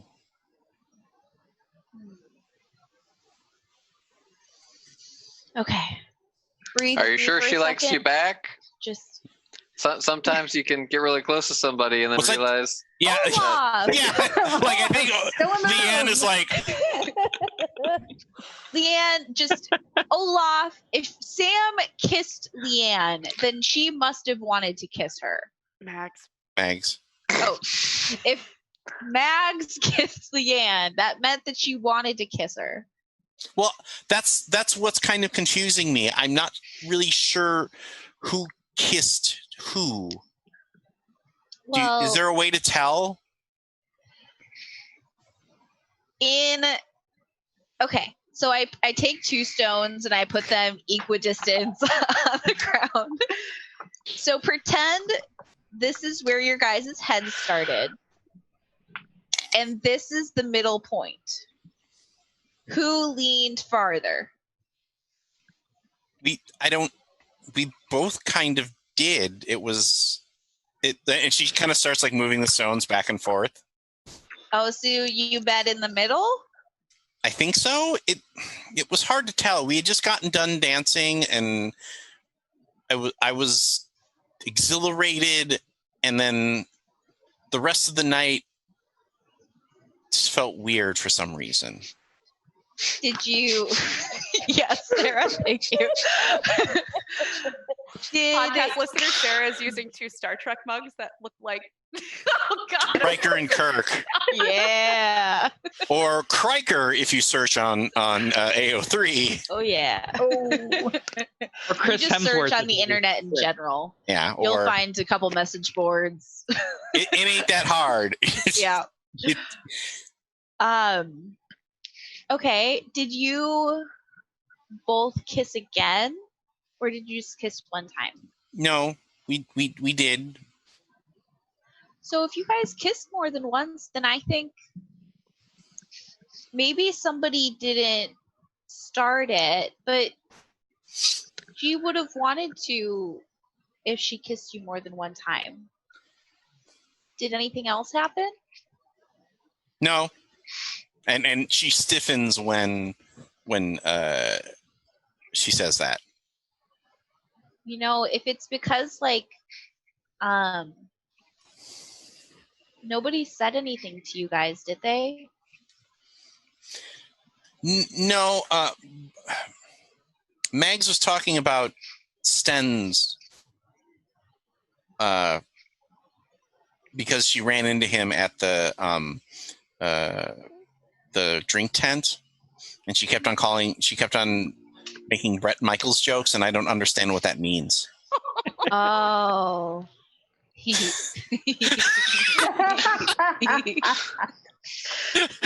Rue's like, just give me 1 second. Okay. No, wait, one more. Okay. Sorry. Ooh, okay. So. Do you want to try to empathize with? Yes, thank you, because that was my next thing. since we're talking, this would be a legit empathize roll. Yes. So that's 2 for empathize, and that's mind. So that's 5 for mind. Is my Ankh giving me a little bit of extra oomph? I love the soulstone experiment, so I'm just going to give you the 2 dice for that. Yeah. like if you're leaning into your hippie mystic BS, works for me. All right.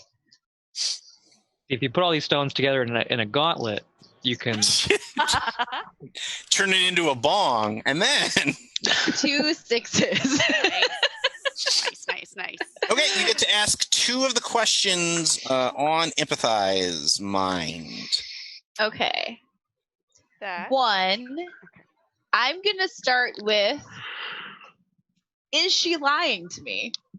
She is lying to you that nothing weird happened. Okay. And how can I make her tell me the truth? That's a good question. I love this role. I think by Voight Kampf test. Yeah, I think What's a tortoise? by Gotta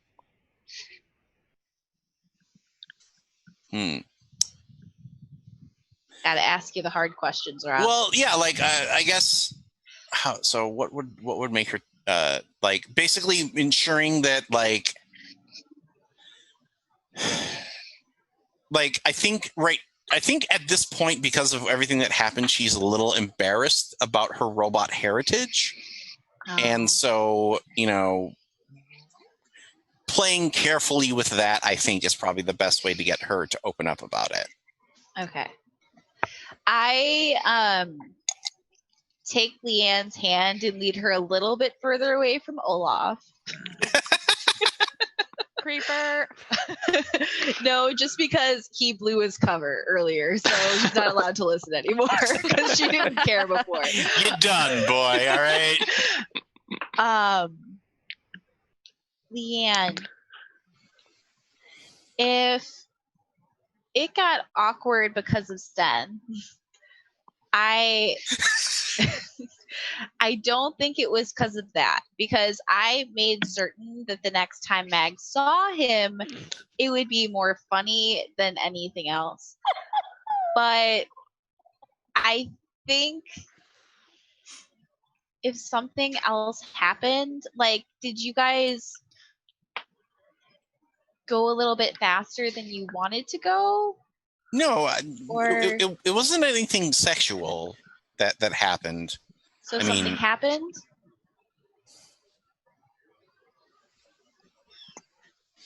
I won't tell anybody if you don't want me to, Lianne. But you seem worried, so I wanted to at least give you the chance to talk it out, maybe, if you want to. My diagnostics have been giving me strange readings recently. You haven't been feeling well? And after Mags went to go get drinks, there are times where I am missing.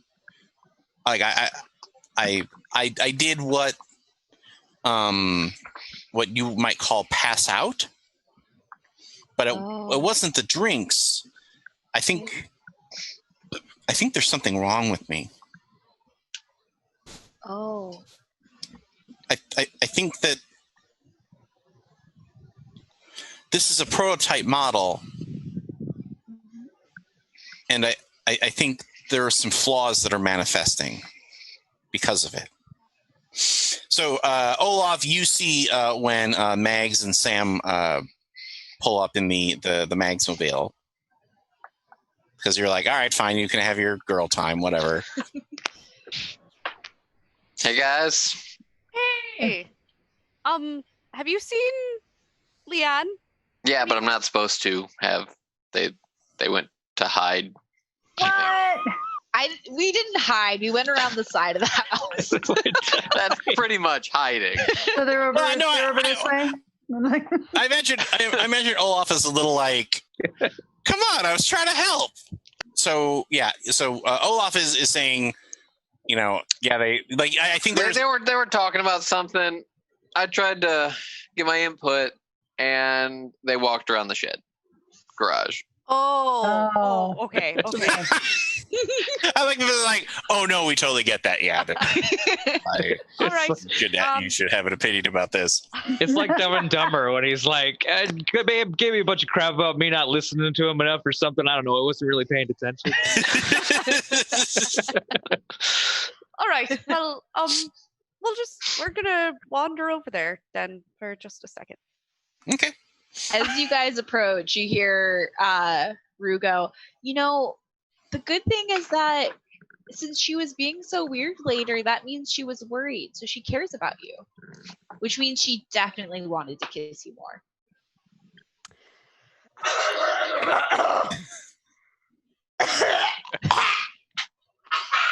Yeah, super subtle. Hey, Rue, what's going on? Hi, guys. Hi. Hey. Hi. Hey. Hi. Hello.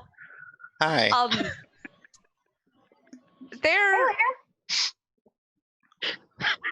Hi. Hi. Really good to see you again. Yeah. Here. It is. I feel it's good. It's good. Mm-hmm. Should we walk back over to the driveway? I had some snacks over there. Snacks are good. Yes, I like snacks. Mm-hmm. I let you two walk in front, and I go, so Sam, I think Max how's it awkwardly going? reaches for Lianne. Oh, I'm sorry, what? How's it going, Sam? It's all right. How are you? Good.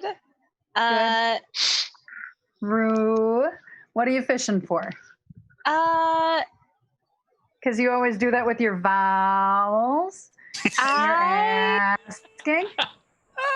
think we should go. I said I wouldn't say anything. The old fishing vowels.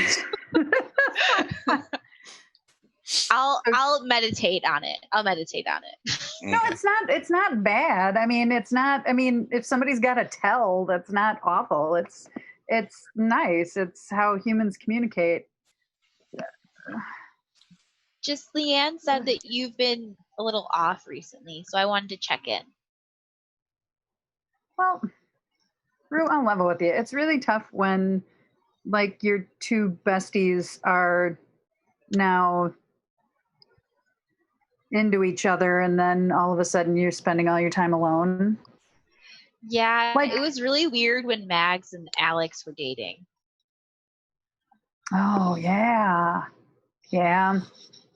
So, I'll get over it because they're still my besties. But, once in a while, because they have a vibe that I don't belong in sometimes. Well, you can always call me, and I'll bring over some crystals, and we can do programming stuff or something. Okay. Hey, would you do my cards sometime? Yes. Awesome. What were you and Lianne talking about? Cut to.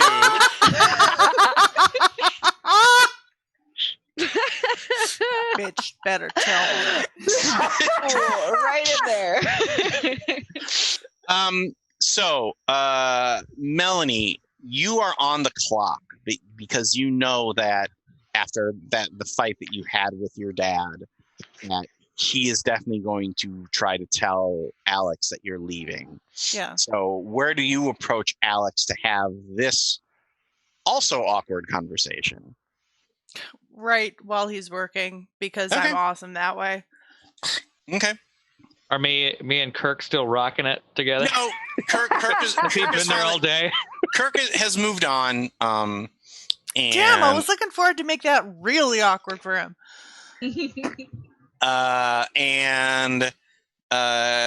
So, but like when Melanie walks in, there's already a like, what are you doing here vibe, because she would never come in unless she was scheduled, and so that immediately sets the the hairs in the back of your neck up. Yeah. Excuse me. Who are you and what have you done with my sister? I'm going on tour with Brigitte and Brigitta, and I want you to come with. Hold on, rewind. That's too much information. Who? Who? Brigitta. Brigitta? Yeah, Do I know her? DJ Donna Matrix. Oh, DJ. Okay, yeah. So I'm going to go on tour with her. That's cool. Dad's all drunk and pissed. As per usual. Yep. Right. Got into a really big fight. Uh-huh. Like, really big fight. Well, what is it? Like, what? Tuesday? Isn't it that kind of par for the course? No, I mean like a really big one. Well, what do you mean? Did he kick you out or something? No, but I said some pretty awful things. And cut the phone cord because he was going to call you and tell you that I was leaving because he said I was going to break your heart. And I said, I don't care. I'm inviting him with me. And then I left. Well, how long? Just a few months.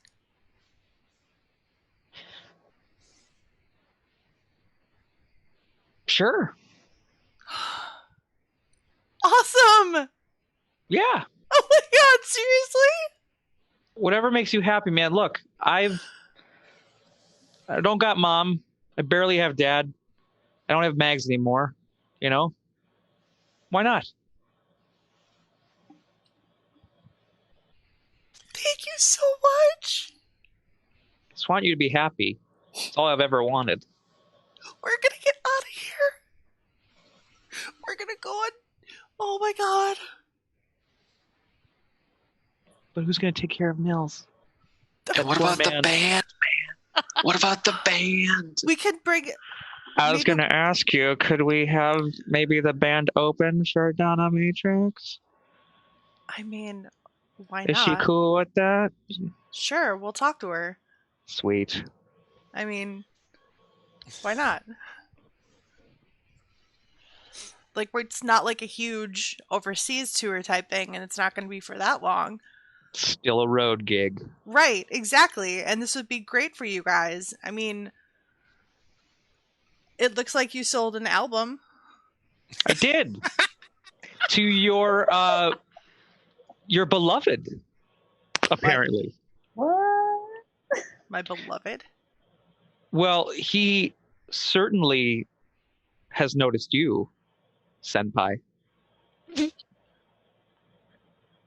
What? Your kids don't Senpai know what that noticed is, me. but they're gonna love it. Yeah. Senpai noticed me. Kirk, the jerk, stopped in today. No way. And he thinks my band is awesome. You know what else he thinks is awesome? You.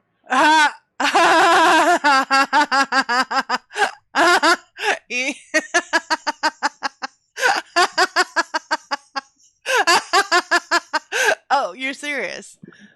Yes, this went on for several hours, her laughing. Yeah. 3 hours later. He said, quote, that you are hot. He was also high, but I don't think that was neither here nor there. Well, I mean, weird. I threatened to stab him at least twice. The craziest part is he apologized for everything. Seriously? Yeah. Wow. Seems pretty chill now that he's, smoking weed. Yeah, but... weird.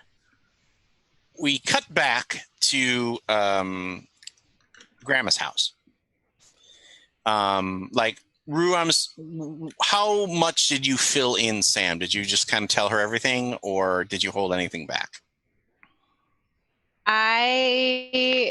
When she came at me, I didn't mean a menace. I just meant to be like, let's it get was to the good. chase. That was the good. non-redirect that I was going for. It was really good. She just slowly starts backing out from the shed, doing her like, the chakras, and how, that might interact with like an android flesh body, and just like started walking back faster and faster and faster until she was like in earshot of everybody else, and went, yeah, that was it. And then she like turns around and like runs to stand by Olaf. Because she did promise Lianne that she wasn't going to tell anybody about it. But yeah. Okay. Olaf, it's been super awkward standing here with Mags and Lianne because they're definitely something happened between them, but you don't quite know what, because they're very like, hey, hi, very short clipped interactions. I give Olaf a big wink when he looked at me. I think Mags like makes eye contact with Sam, and then like, yep, that face that Jenny's making at me right now on the internet. And then like turns and grabs Leanne's hands and goes, listen, we should talk about something that happened the other night at the Cranberries concert. I don't know. I feel like maybe you probably remember the time that I'm talking about now. You want to talk about that in front of everybody?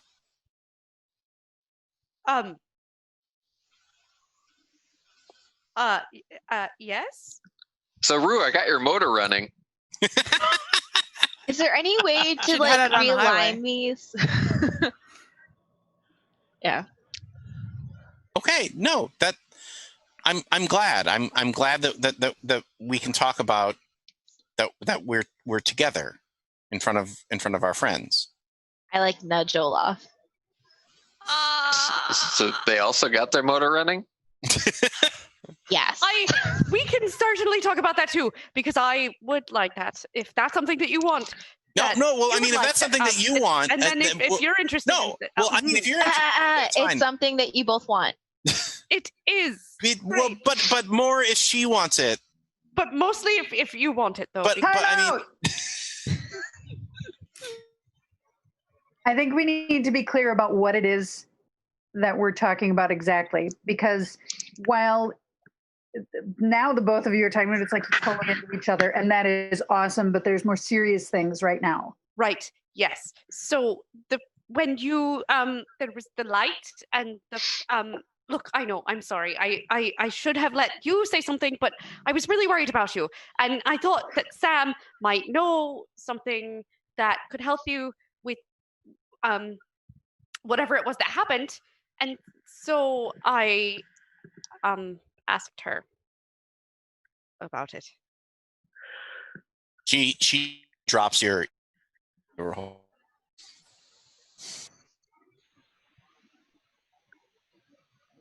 I think, could you repeat that? I think you... Yep. Lianne drops Mags's hand, because they were kind of holding hands there for a second.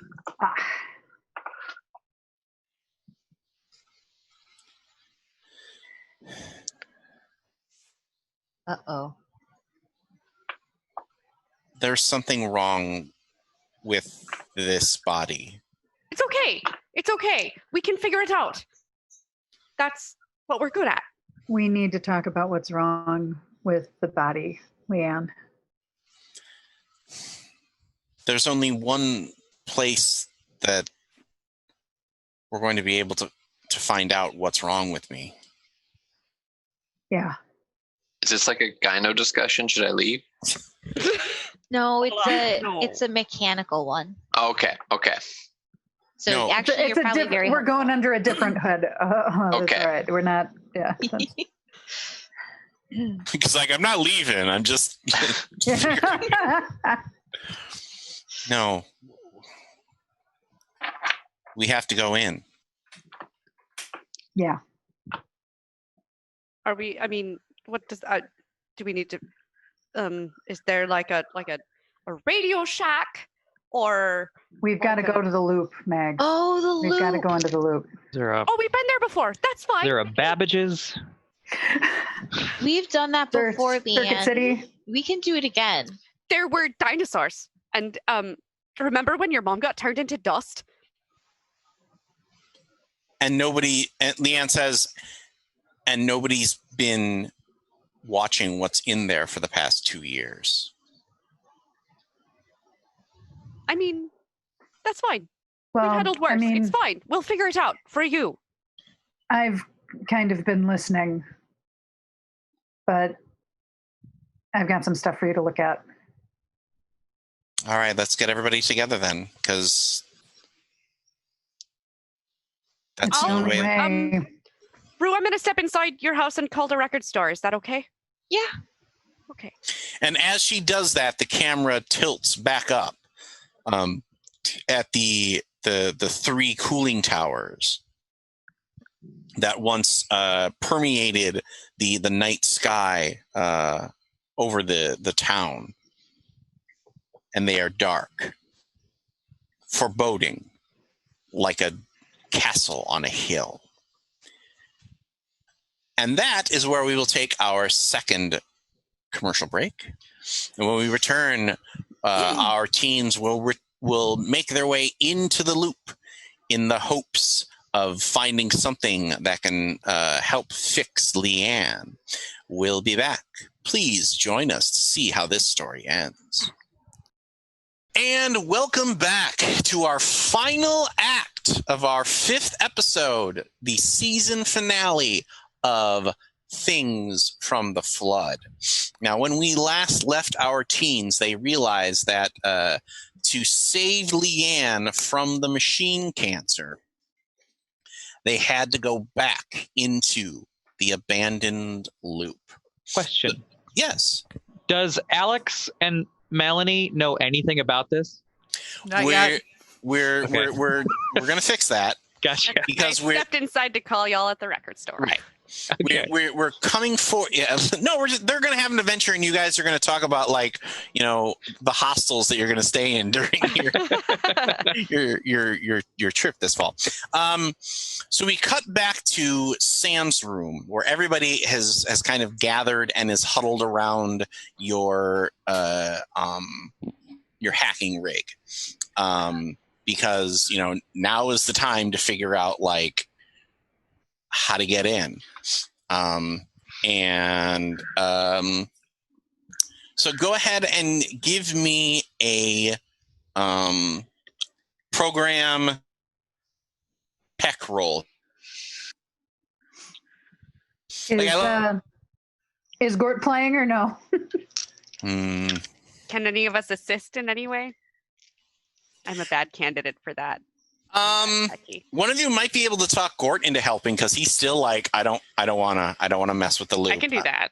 Wait, am I? No, I'm not there yet. No, right? Everybody they called you. They explained the situation. We're jumping. We're Gort.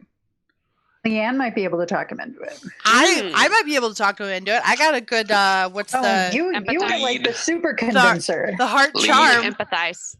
Yeah. Or charm. Is it empathize or charm? Charm. Yeah, please let me do it. Yeah, I would be bad at that. I'm good at that. I just realized I made myself the best drug dealer ever. That I'm wasn't just on purpose. It's not peer pressure, it's just your turn. Oh man. All right, so I'm gonna peer pressure a robot. Get it. This is your life now, Sarah. And I don't know if being taller than the robot would make it better, or being shorter than the robot. I'm trying to figure a way. It might be a little threatening if you squished him. I don't know. I don't know. I'm just trying to work my shoes into it. No, maybe because the contrast. Because of my shoes, I'm able to kneel, duck down and be eye to eye with him. Okay. He's taller now. All right, roll it. All right. Come on, Gort. Do it. You know you want to do this. Do it. Yeah. Hey. I got the 2. Okay. Nice. Okay, so Gorthin, Yeah. So Gort. You say So Gort is kind of like. So how do you peer pressure Gort into helping? And I hope you're proud of yourself. And I hope you're proud of yourself.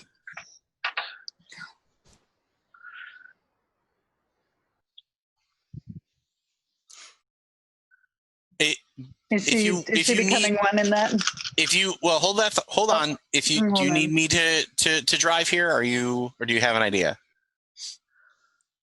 It looks like she has an idea. Is she debating on if it's okay? She's 'Cause making a if- face. If it's She's debate, making that- I go, yeah. Yeah, she's making Do that. I don't Do know it. if this is cool. Don't let your dreams be dreams. Are you Yeah. going to threaten to electrocute him, tear out the wire on a lamp? Heed the words of Shia LaBeouf. Surprise. All right. Actual Okay. cannibal. All right. Make your decision, Sarah, please. I'm sorry. What is my decision? Is Gort's helping? Yeah. How is Gort helping, or how are you peer pressuring Gort into helping? Oh yeah. Be like, Gort. Wait, so is she just not paying attention? Or we all? Yeah, I'm so sorry. It's all right. Today's been a rough attention day, so it's like Got it. She Like, phased through another plane of existence for a little yeah, that's what happened. Yeah, we all Sorry. overanalyzed your face, so it's okay. Oh yeah, no, we're good. Be like, Gort, she's a robot, just like you. Like, you're gonna grow up to be her someday. You gotta help her out. We gotta get in there. And I mean, this is your girl Sam. You can't let Sam down. She's like your mom and your best friend all in one. Like, come on. And plus, you know we love you. We would break into bunches of stuff just to make sure you were okay. If you had a little dent on you, we would be like, excuse me, sir, we need to talk to your manager. And we would make sure that that dent would get taken care of because we all care about you so much. So you Just should add care in about there- us too. And I care about you more than any of these people. he throws the Harrison Ford finger at you, and then goes over to help Sam. You're the best, Gort. Yeah. We should make him a hat. Yay. He could borrow some of old Nims's clothes. Yeah, we could adjust them. Phew. Okay. Yeah. I feel like that Dude. does something. So, I hope that does something. That's good. well, what it does is you find something that you weren't expecting. There are still, like, to the general public, the loop is closed and has been abandoned for years. But you find two interesting things here. One, there are projects that are still active being run by Krafta in the facility. And two, one of these projects has Not like the other. a name called Project Pomegranate. To bring it back to Okay, fucking underworld. Persephone. Oh yeah, that's Yeah, what the heck? we're bringing back Hades. Or they're only going to be open for like 6 months. Am I the only one noticing Jordan's face right now? Hmm. Oh, no. There's No, Rob, no. No. there's Why are we knowing? Can I finish? Because the legend of Persephone. Yeah. Wasn't there another project from last season that was called Pomegranate? No. I don't think so. no. Okay. I thought we did. Okay, that makes sense. Never mind. But That was my face. there is a name connected to the project that you recognize. Dr. Mr. Shielberg! What? Dr. Olivia. I'm going to let you all throw your guesses out. Olivia. Dr. Jim Fine, Henson. Dr. Howard, Dr. Hal. Dr. Dr. Howard, Dr. Fine, Dr. The Howard. one that was going to Octopus? steal my brain. That's not in My this mom? notebook. It's in other notes. Oh! Was No. this Sam's mom? Dr. Acula. Dorothy Johnson. Whoa! That's Rue's name! That's your grandmother's name. I don't think so. It wasn't? It is, but I don't think so. Oh, okay. Like, no, Rob, this is not the plot line. I'm sorry. I'm terribly sorry. Rue, has your grandma been doing things other than Didn't your grandma say being she used to retired? work for the loop? She's been knitting. Yeah. Knitting our doom. She's retired. Has she been Retired disappearing from to different places? June. Like before, she used to do really cool like code breaking stuff and like that. But she retired. She took a severance package and everything. She complains about how bored she is all the time. Is she bored enough to take on a consulting gig? That means she's compensating. She's saying she's bored all the time because she's not really bored all the time because your grandmother's trying to take us down in a nice way because she's a lovely woman, but she's still working. Dorothy Mantooth is a saint. Yeah. Well, I think the decision is clear. We have to kill Rue's grandmother. We can. Oh my God! Where did you get to that? That was a little bit of a jump. I can't believe I ever kissed you, says Lianne. Wait, you what? It was on the roof. Hold on.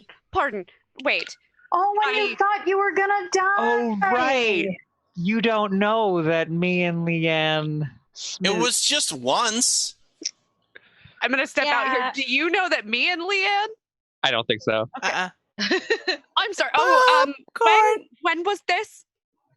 When we were at the high school and we were trying to get everybody from stop everybody from being mind controlled. You and I were holding everybody off at the car, and she went up on the roof to save everybody. Right. And to kiss me. Right. Okay. I'm gonna unpack that later. We have other things to Mags, deal with. did you tell me about you and Lianne or no? I feel like Mags probably called. Okay. Melanie to talk about it. Okay. At some point. So Alex, you're the only one who doesn't know. Yeah. Sounds boot right. Yeah. That's which is great because it's a great flip of the fact that nobody else knew about this, and now you're like, oh, check out my cards. Ooh. Ignorance is bliss. We're gonna unwrap this later, though, because we should help figure out how to fix things first. I'm gonna call Grandma. I'm just gonna call Grandma, and Rue runs downstairs to the phone. Rue, is that smart? What if your grandma's working for them and then? You're right, but what if she can get us in? I mean, she's a grandma. She's got to help us. Feel her out. I don't see. It can't hurt to ask, and you'll know if. I mean, like she's not gonna rat you out. Let's bribe her with Sam's mom's soup. I take the phone off the wall and dial it, and then I pull it to the closet and close the door on the closet. Okay. And that's what I'll tell them about the other project. Like, there's been active stuff going on. There's like two things. There's this Project Pomegranate, and then there's whatever. So you look at the other projects, and like you can't get any information about those other projects. Like you were lucky that you were able to get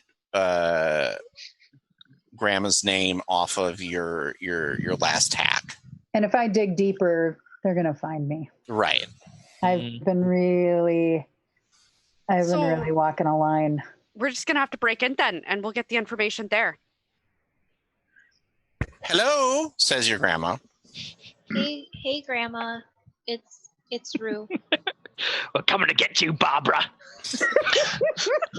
Are you okay? Do you need me to come pick you up? No, I just really. Honey, you know that if you're ever in trouble and you need me to come pick you up, I will come pick you up, and I will not ask you any questions. Can I ask you a question? Okay. Is this call line safe?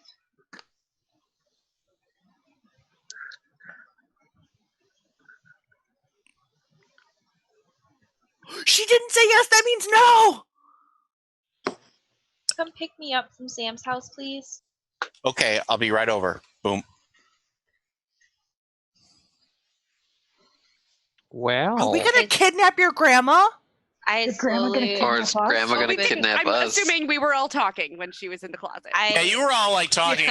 I know. It's just And super awkward talking. I definitely think there was also some awkward like Lianne was like it like she was trying to explain what happened with her and Alex. Like I It's just okay. got No, it's. I I mean, know, it's but fine. I don't. There's no. The door opens in the closet. and everybody No, does the like. So, Grandma's coming here. The line, they're monitoring our phones. So they've heard No, like all of our phone calls recently. They know you made out with Lianne. Shut the fuck up, Melanie Weber. maybe not all of them, but they're probably monitoring Grandma's if she's working on a secret project. Oh, fair point. Right, they probably don't care what we're doing. Oh, Cause Christ, do they know I'm your dealer? He never talked about that on the phone. Yeah, like I feel like even teenage you is smart enough to be like, I would like 2 apples, please. Okay, I would Right, like some yeah, apples. yeah, exactly. Because they're all in like public places. And I would like to buy a heroin. Xena, preferably. So she's coming here. Okay. Should we sweep for bugs? That's a thing that they do in the movies? Because Sam, What kind of bugs are we regularly checks for that stuff because I'm hacking into shit all the Yeah. time. Yeah, yeah. Gort kind of gives you a shrug, like, "Bitch, please." Like, Gort's got our Of back. course. Thank you, Gort. I'm impressed because your mom works at the Loot too. But maybe because she doesn't work on secret projects? What if your mom does work on secret projects and being a lunch lady is just her cover? No, What Mrs. is she Grant's making mom is just a secret lunch soup? lady. She makes She secret could soup. put It could be stuff in the secret food mind to control test. soup. Was to be fired the other day. She's not working on anything. Because she knows too much. She I can't what? remember. wait. Oh, And that's when you realize your mom is in the doorway, Hi, Mom. holding some soup Lianne's for everybody. mom. Yay, soup. I- Shit. I was what? We were playing one of those role-playing games, Yeah, it was a. Okay, so I'm You're taking this fired. theater That's class, fired up and earlier you get to about your pretend soup. about stuff, and you're like talk Mhm. about somebody, and you make things up, and you just It try to was make all it as fake, unbelievable and as possible. Oh, So give me Okay, hold a it. roll here. Oh, no, heart and charm. No. Have Sarah do it because she Oh, kind of thank took the God. lead there. I'm using my shoes because I'm taller. I'm assuming an Or- intimidating stance. Ah. Therefore, you're assertive and not aggressive. Oh, don't get me started, girl. Depends on your All right, gender. all right. I'm making myself bigger to intimidate. Yeah. Louise does that too. It's fine. Good girl. Oh, come on, come on, come on. Okay, we got at least one. Okay. Do I need more than one? She is convinced for now, but I think she'll probably cycle back on Sam later and be like, "What were you talking about there?" If you want to push and take a condition and get 2 successes, you can. calmly come up with a more. I will do that Okay. just to make sure, because I don't want to get my girl snitches get stitches, and I don't want to get my girl in trouble. Snitches end Loose up in lips sink ditches. Holy crap, that's another 2. So we got 3. Or All right. yeah. I just convinced your mother to join my theater class. No. Thank you for coming to my TED Talk. Ah. I mean, it sounds weird, but I guess I could buy some Amway products. Ah. So MLM. It's not your way, it's Amway. Knives, you say? They can cut through cans. what was? Yeah, wow. I think my mom was in on Watkins back in the day. What the hell is that? It was a similar thing. I just remember like as a kid we had a bunch of this stuff, and like that was Watkins brand, and I'm like, what the heck is this thing? And then I Googled it later, and I'm like, oh, she was doing that. It was like Amway, but it was like sweets and chocolate, like kind of a thing. But anyway, I think everybody's had that. Well, everybody's had that moment. Like I know I had to hawk like frozen pizzas for like my classes. Yeah. Anyway.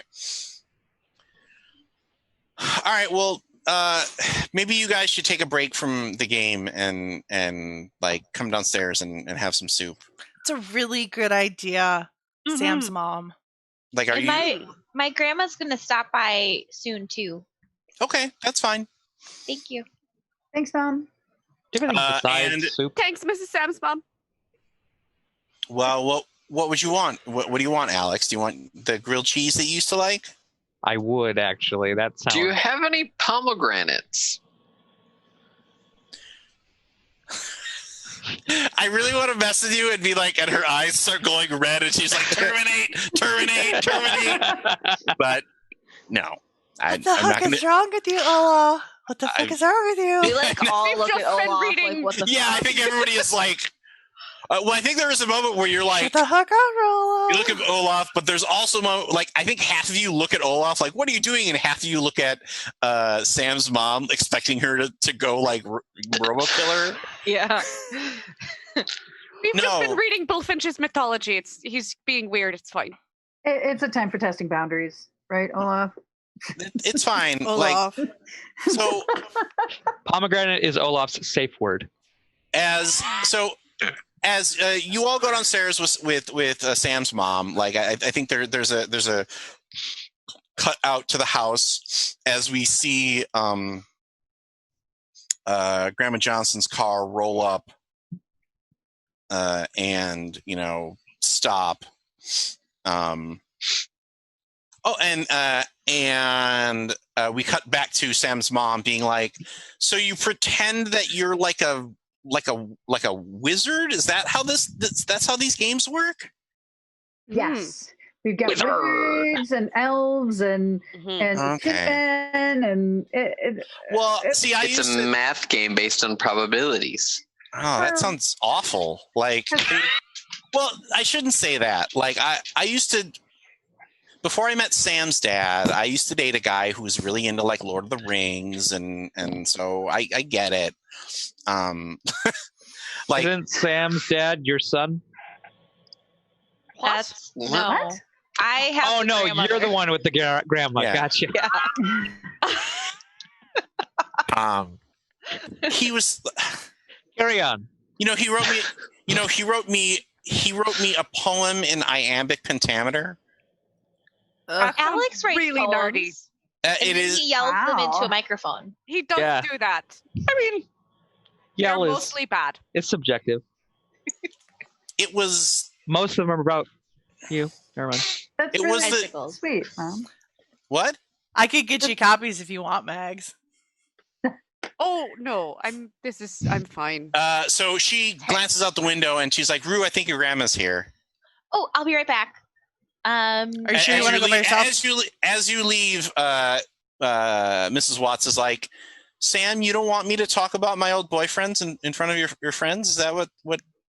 No, this time that actually sounded really sweet.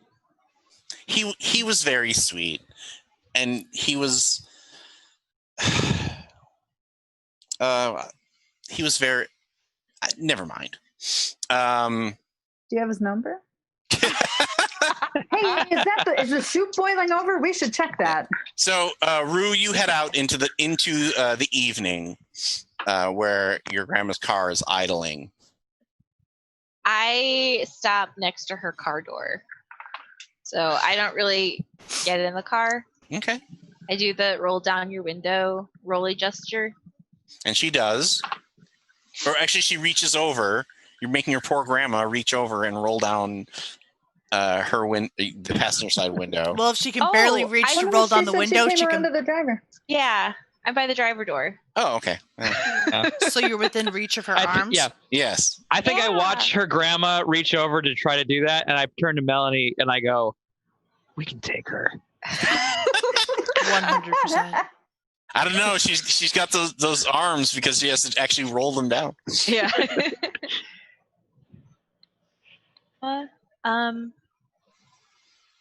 I have something important to ask you. What is it? Are you working for the Loop again?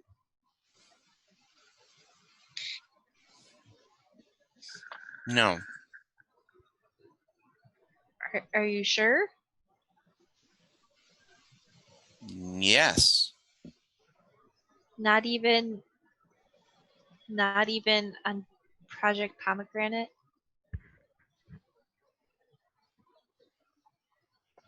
How do you know that name?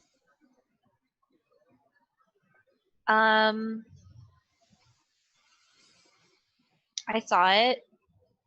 Are you working on it? You need to get in the car right now, Rue. Why?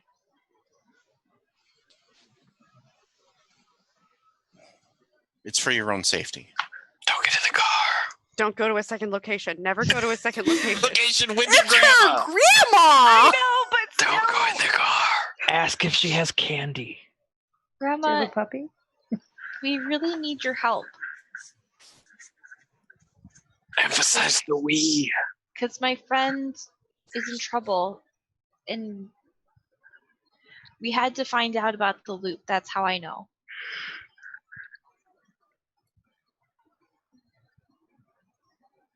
Are you in danger? Not that I think, or I think I am. I haven't been in the loop in 6 months, a year, since I was taken off of Project Pomegranate. Why do you think our phone was tapped? They probably don't want me to talk about it. Can you just get in the car? I would feel better if you got in the car. I hesitate for a second, and then I wave at the house, and I get in the passenger seat, but I leave the door open. Okay. I run. Like I pretend that I close it, but I don't latch it. So you clunk it? Yeah, okay. Yeah. Did Mags bring her car? Oh yeah. Should we Obviously. tail? Should we tail? I was gonna run out and try to jump in the car. The car doesn't go anywhere. Okay. I ran out and tried to jump in the car. Okay. Well, I gave I you think at the guys very least. wait a second, not a hey, look at me. I did the. Oh, it's I completely cool. took it you wrong. did like the. Yeah, I took it Okay. wrong. Yeah. Oh yeah, so Yeah, it was a clear that like. was a by wave, not a like, hey. Okay, then if you took it wrong, then you could Yeah. definitely try to jump in the car. I just don't know how my grandma's gonna react. You know what? I'm sorry. Yeah, I'm just gonna be like, Yeah. I'm scared for you, and I just panic and run it and try to get into the back seat. Melanie, So if that's But what I think- happens, We're all like halfway out. Like Yeah. well, if that's what like you run out, grab open the door, and you hear Dorothy scream, and she goes fumbling into her purse, Grandma, no. and you grab her hand as it comes out with a gun. Grandma with a gun. Grandma, it's okay. Grandma, it's okay. It's okay. She's just You a know drug her? dealer. Yeah, Why did she's I- my friend. why- It's Melanie. Why did I stop It's carrying a Melanie. knife? It's okay. I'm gonna get shot by Grandma. Jeez, girl, I you're gonna give me a heart attack. just. It's a date. I panicked. I saw a wave, and I couldn't tell if it was the panic wave or the good I wave. reach back and I grab your hand. Did Melanie pee a little? I just Grandma- panicked, and I thought, Melanie already knows too. yeah. Do all you kids know? What kind of ridiculous organization? Oh, Krafta. God, they're terrible. They're terrible at operational secrecy. no. Sam is just really good at stuff. Ixnay on the. Answer. Sam is so bad. She's a I terrible don't go hacker. here. I don't even know these assholes. No Bad habla. hacker. I'm I'm not even supposed to be here today. This isn't All where I right, well, parked my car. I guess if all your friends know, then let I guess we should have this discussion inside then. Sam's mom's in there and she doesn't know. Or does she? She might, but I don't. Did think she does. follow us No. outside? No, Sam's mom just works on food supply stuff. She's not involved in any projects. I don't trust that. I don't trust it. Did you say that out loud? No. Okay, good. No, I that was about to be like, Tawny. don't call That my was Tawny, grandma a not liar. Tawny is always like it is. I love. Oh, it wasn't in an Irish accent. No, That's- no. Right. It's like that's Tawny audience member being like, no, don't go in the house. Listen, You we're will know when it's Max. perfectly She's safe Irish. with Gun Street Granny here. I am. I don't think she would shoot me, but She'll shot me yeah. But years down the road. Hey, remember that time your grandma nearly shot me? That was fun. Well, Mrs. Johnson, there's something wrong with our friend, and we think it has something to do with Project Pomegranate, and we just need to fix it. And we're not It trying might- to do anything else, but It might not have anything to do with the project, but we have to get into the loop to try to find out what's wrong with her. It's machine cancer, Mrs. Johnson. I'm sorry, I shouldn't laugh, but the way that you said that for some reason just tricked. It's, for me, those She's got so got gnomes. so the girl, your friend who's visiting, she's a self-balancing robot. she's a little more than that. She's an Well, clearly, infiltration because model from. she's Max's girlfriend. Okay, shut the fuck She's up, Melody what? Weber. What? Shut the fuck up, Alex Weber. Okay, children, Welcome to the club, Alex. we need to. You can worry about your relationships in a moment, but if your robot friend has machine cancer, She's got the machine. then I need to help you. Thank You'll you. help us? Really? Thank you, Mrs. Johnson. But you have to stay away from Project Pomegranate. We'll stay away if you tell it Dangerous? what it is. If you can help. We just need to help Lianne. I Yeah. promise You I'll really, stay away. you really want to know what it is, young lady? I mean, It's the reason the loop shut down. oh, Did it cause the flood? Was there something to do with Hades? Wait, you don't have to say anything if you don't want to, Grandma, but did it cause the flood? Just picture Melody with her knife. Like, Wink tell us what you twice know. if it caused the flood. Project Pomegranate was an attempt to create a stable transportation gate between the Swedish loop and the American loop in Boulder. You were trying to Star Trek us all. We did see that We did see that with the dinosaurs. on Oh, Dinosaur Grandma Day. doesn't know about that. Well, no, That was a really trippy field trip. that doesn't surprise me, given the way that the project basically bends space-time between these two locations. How can I explain this to teenagers? Like a Mobius? it's like You a piece of bent time paper. instead of space. And you, Or a wormhole. Something like that. Something John Crichton can fly through.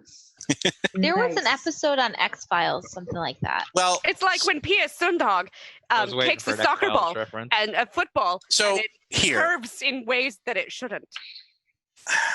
it's like if you take two bubble wands and dip them in the water and try to extend them out. The passageway is that extended bubble. I'm not really like a scientist person. This is how they explained it to me. the water tension isn't enough to keep it all together, so it ends up collapsing. And because it was too far apart, it ended up collapsing and causing a disaster in both areas. Dinosaurs. But now flood. The bubble Also. popped, and from what I understand, that's what the flood is. It is some material from some other place. So I've been using a robot machine to suck up antimatter all summer. I don't know if Do you it's. think that's safe? No, I don't think I think it's antimatter. dinosaur blood. It could be like an alien swimming pool. It's kind of like Gross. embryonic fluid. Well, we don't. They don't. Before I was fired, they didn't know what it was. They fired you? I thought you retired.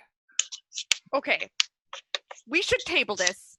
I We need to Because help told we Lianne. them. need to. I told them that opening the gates was a bad idea, and they didn't listen to me. There was also Grandma always knows Fools. best. there was also a Thank cookie you. monster that ate Fools. Olaf's first girlfriend. Oh, yeah. Just thought I'd Olaf. throw that Asterix. out there. Well, that wasn't. So sorry about asterisks. Yeah, That's right. that's probably more of a Sam's mom thing. So, That was food. if you supply. need me Yeah. to get you kids in there, I can do my best, but Please. I can't make any guarantees. Whatever you can do. Then we can go from there. We're pretty wily.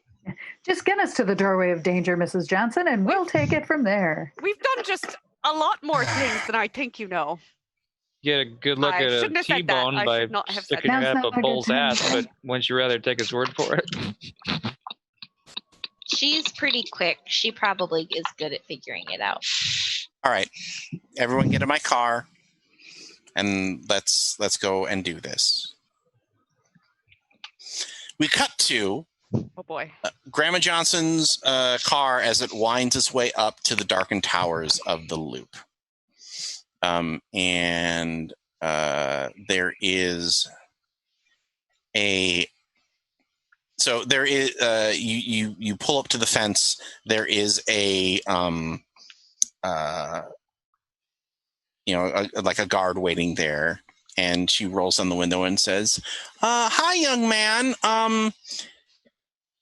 I was told that I needed to attend a retirement orientation at the facility, and I was wondering if you could tell me where I'm supposed to go." And she holds up like a old map, and the guard picks it. And the guard's like, "No, we don't do that here. You have to go into the city." No, they distinctly told me that I had to come in and do a retirement. So can you just tell me, is it here? And she basically unfolds the map wide enough to allow the kid or the teens to get out of the car. Slam is an extended trouble. Oh, Oh, okay. Yep. Fair enough. I think that breaking into the loop to save your robot friend is a very, very challenging one. super troublesome. So, No. I'm going to say that this is almost impossible. Whoa. Well, we might as well give up. I like the sound of that, Rob. Well, you know what? You got I'm with Ethan. Call the Grandma episode early. We're done.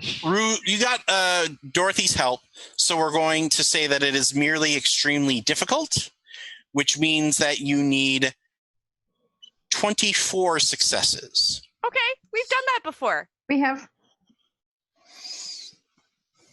So I still have it on my notes. It's right here. See it? Yay. For each. 4 each-ish. You need at least half that to succeed. I'm going to start with an investigate Okay. in case we can determine a little bit better how to get around some shit. Okay. Well, I'm sure that you had Sam download, a bunch of maps and schematics and blueprints and all that crap. So you're like, We got okay. stuff.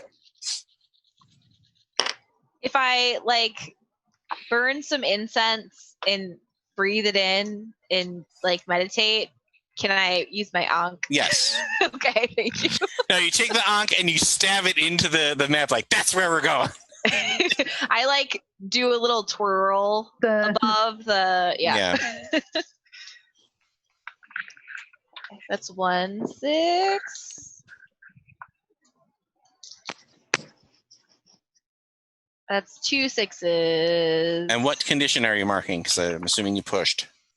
I didn't because I have a lot of dice, so okay.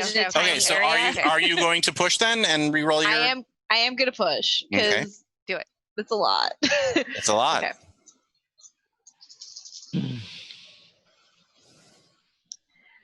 And I got another 6, so I bought another 6.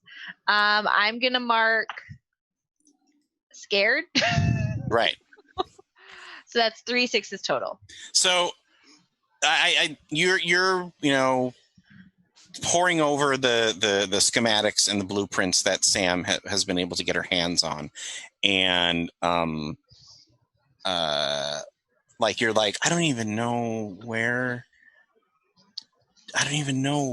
to start, and like you're leaning over it, and your ankh points at a at like an old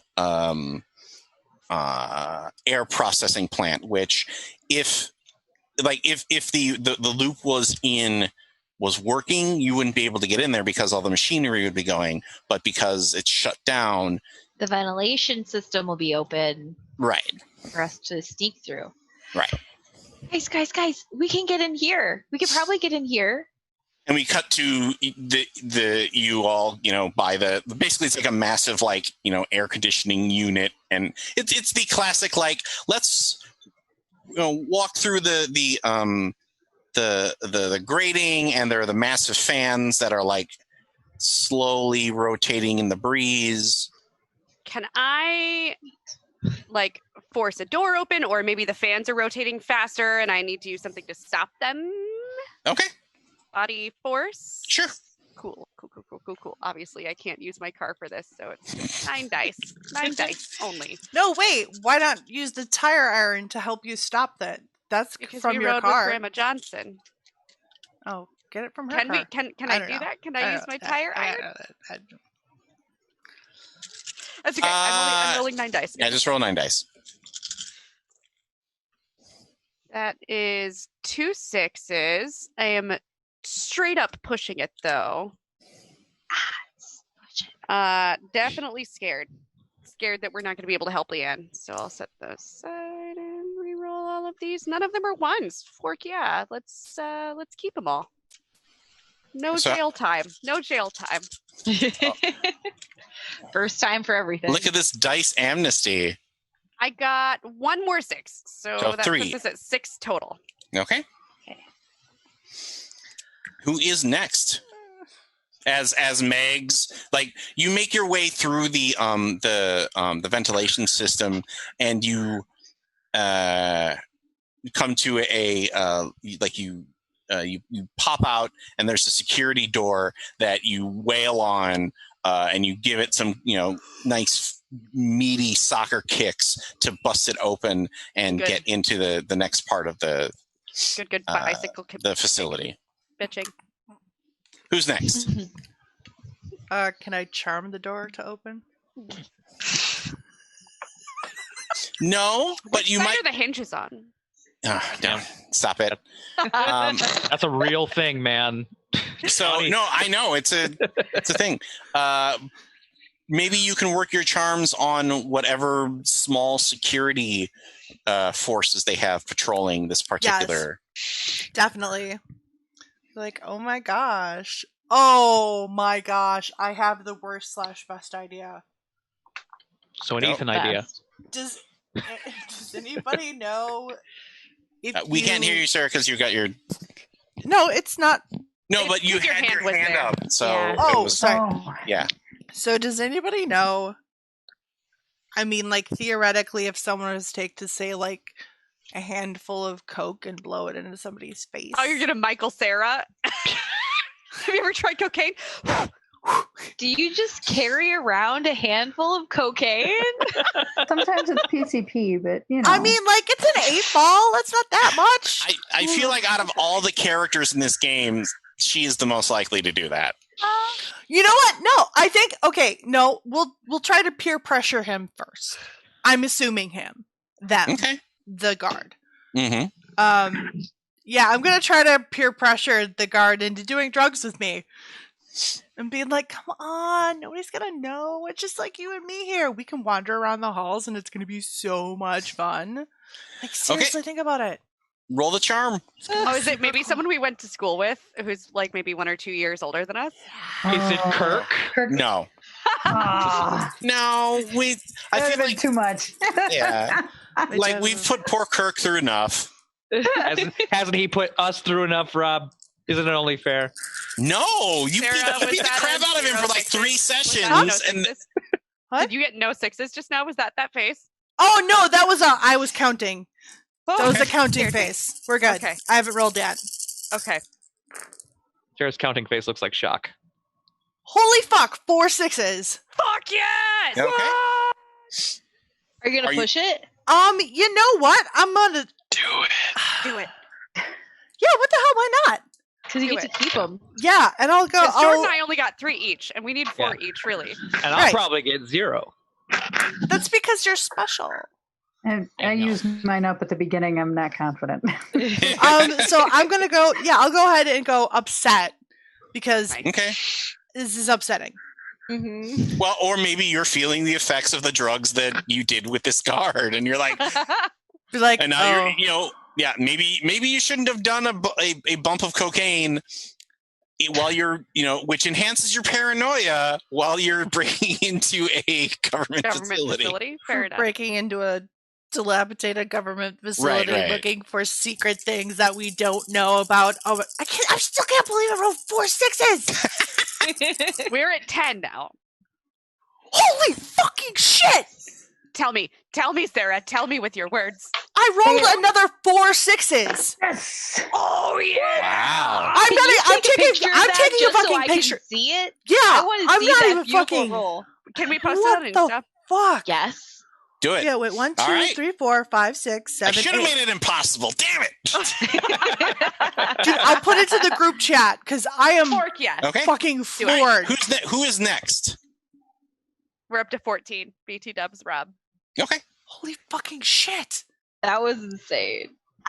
Okay, so we made it through the air vents. We opened the door. We have successfully distracted a guard. Now what? I don't know. Now what? How close are we to achieving where we need to get to? We need Or is that 10 10 more. more dice? Okay. Do we know where in the facility we're headed? I'm Yeah, I've assuming got- so. I've got, I printed out a map of where we need to, I can't. and Grandma marked it on the map. So, all right. So Holy fuck! I'm trying to think of what I can do that isn't just regular stuff. Like I want to do something cool Mhm. with it. Me too. Yeah, same. Holy shit! Yeah. Well,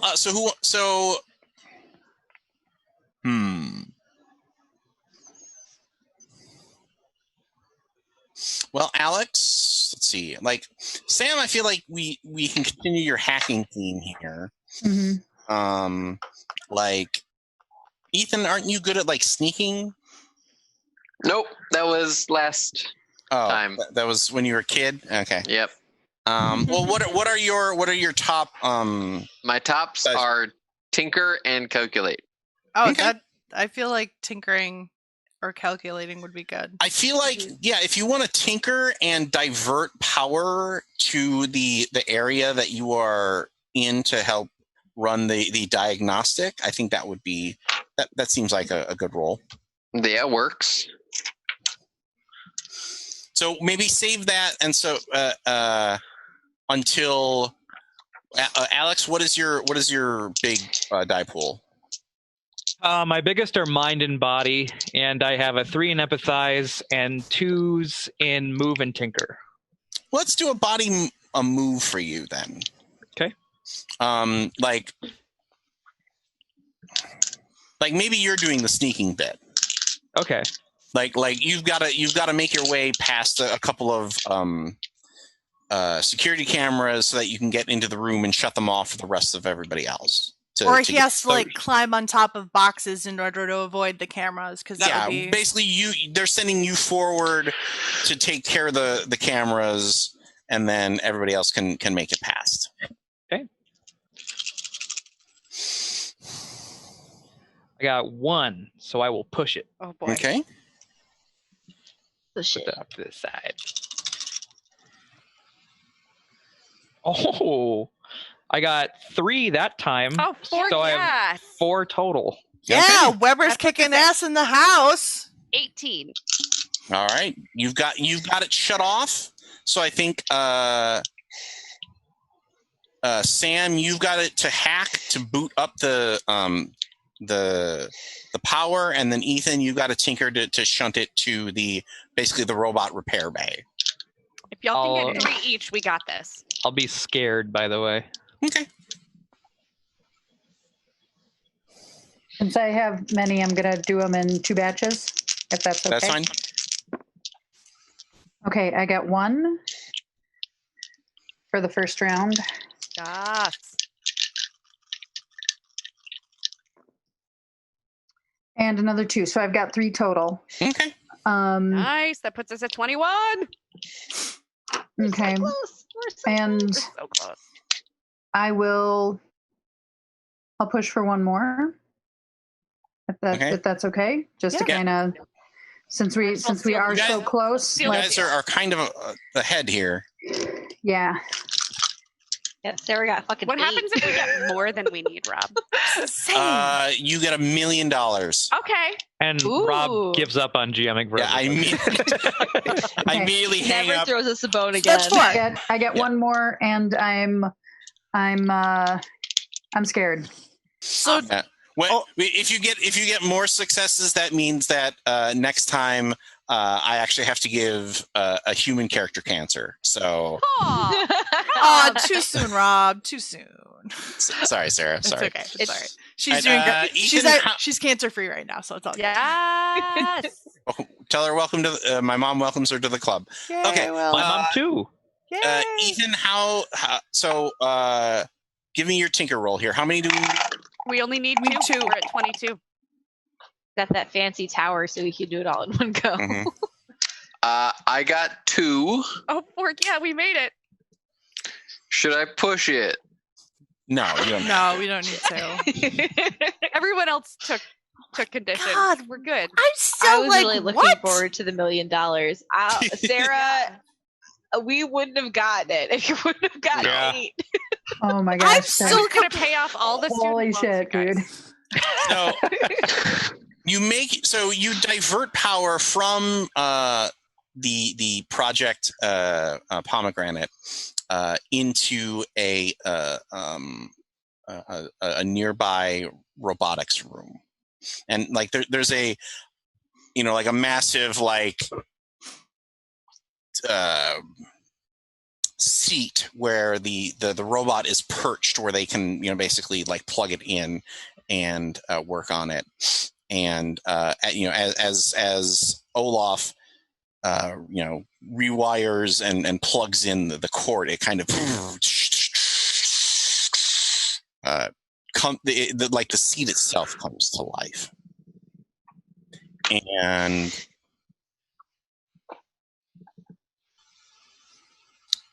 Lianne looks at all of you and says, well,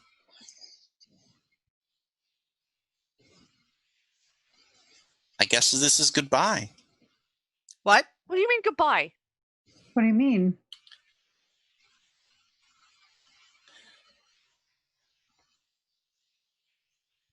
There's no way to repair the damage that the cancer has done.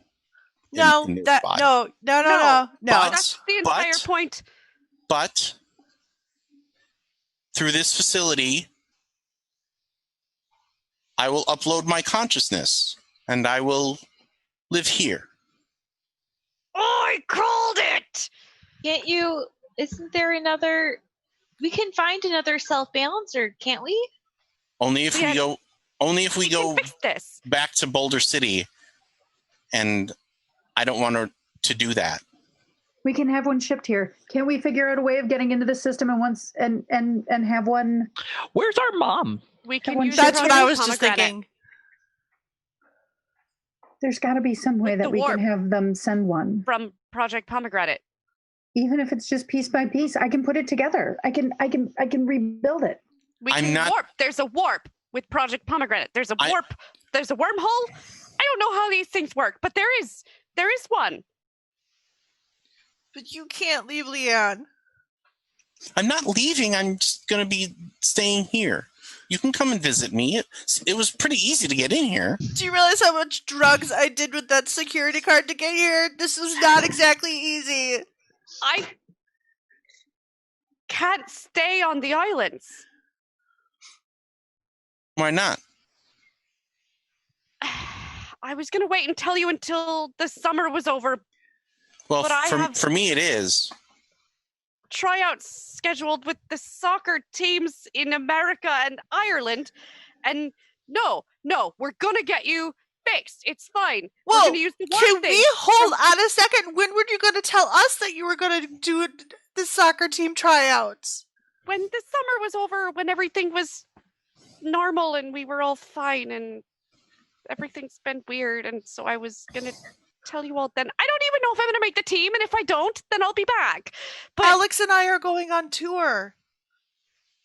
We'll be back though. See, I everybody guess- else is leaving. yeah, but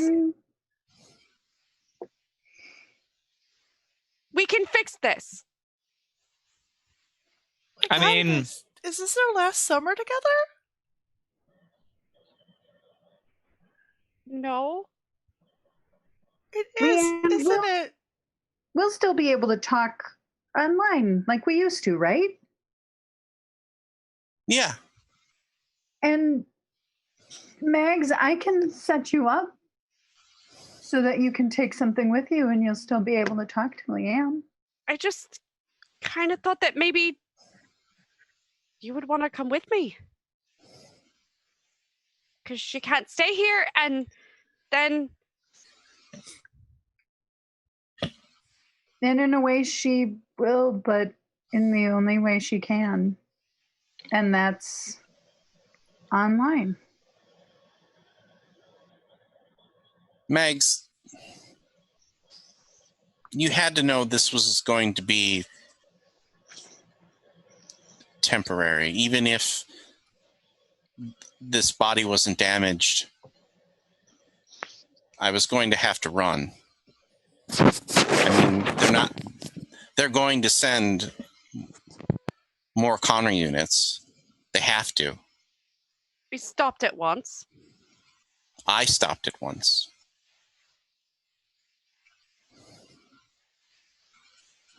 I am so grateful for all of you because this has been the best summer ever for me.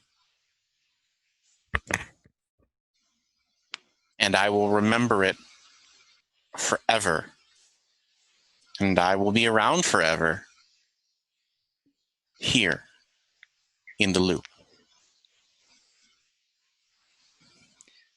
Can we get a hug? Of course. And I think that's where the camera pans back as there's a big group hug of everybody coming together.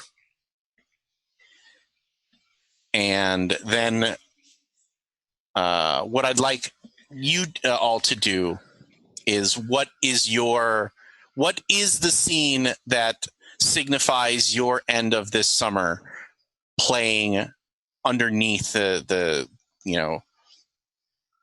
music bed. I would probably pick It's So Hard to Say Goodbye to Yesterday by Boys to Mhm. Men Yeah. for this particular montage of bittersweet sadness. Agree to agree. If you want me to suggest scenes, I certainly can.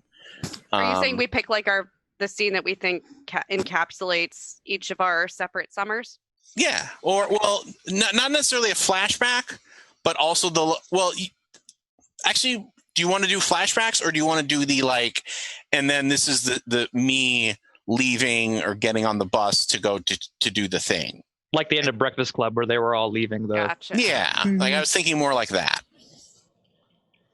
I think for Rue, as we were climbing back under the fence to leave the loop grounds, she took out her little bag that she's been carrying stuff around, and she upends it on the ground before Okay. she climbs on the other side of the fence to get Okay. back to her grandma.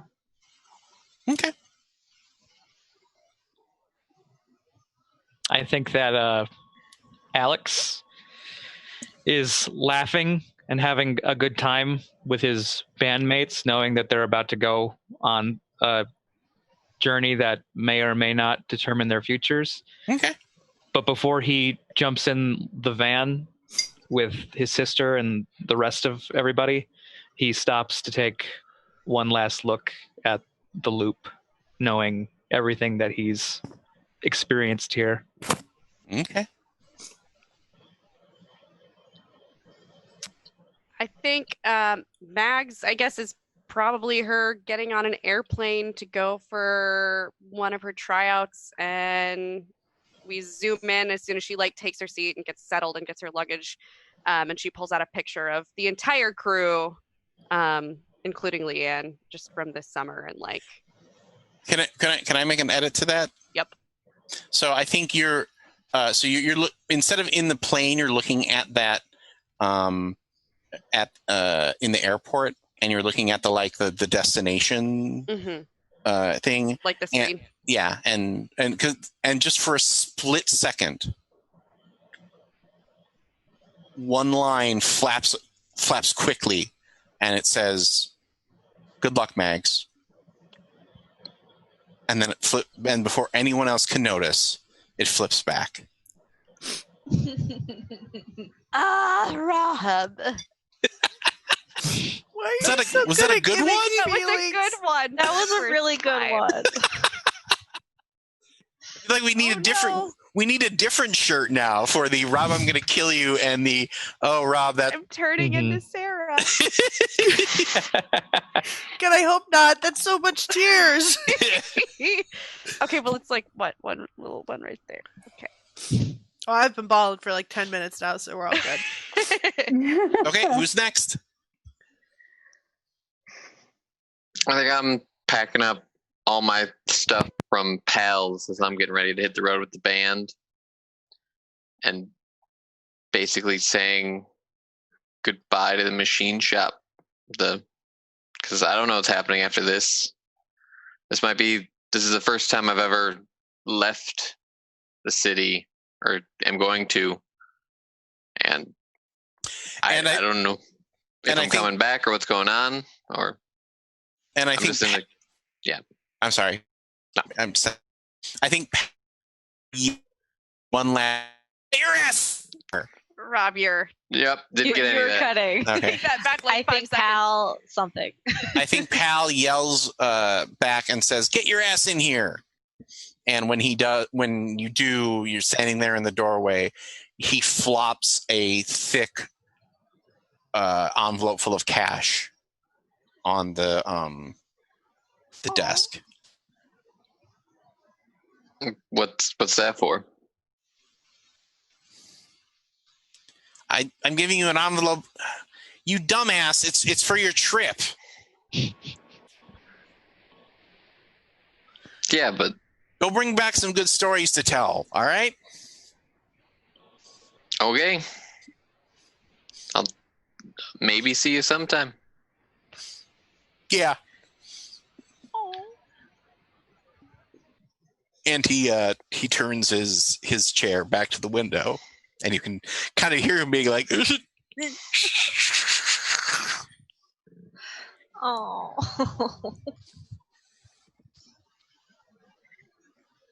I think I want to end with Sam. So, do you have yours, Melanie? I think I do. Okay, go.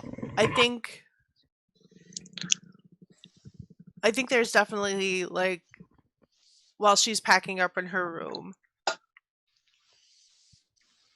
like, maybe her dad just watching her pack up, and she just doesn't make eye contact, doesn't look at him, just walks right past him, walks out the door, goes to the record shop, talks to Niels, gives him a hug. It's like, what? You're not dying, you're just going on a road trip. Right, but I'm leaving for a while, and you're fairly incompetent at taking care of yourself, so don't die on me, okay? I want to have a job when I get back, please. Yeah, no, that's fair. I'm not really good at Yeah. humaning. Yeah, exactly. Try hiring Kirk. That burnout? I think you'd be good for each other. You could teach him some responsibility, and he could deal for you. I don't know. All right. Nobody, well, I guess... at least nobody would take it. Nobody would try to mug him for his stuff. All right. I guess this is the weirdest employee recommendation I have ever seen. But Well, we're not exactly a normal group, are we? I guess that's what happens when you live in the shadow of the loop. Right.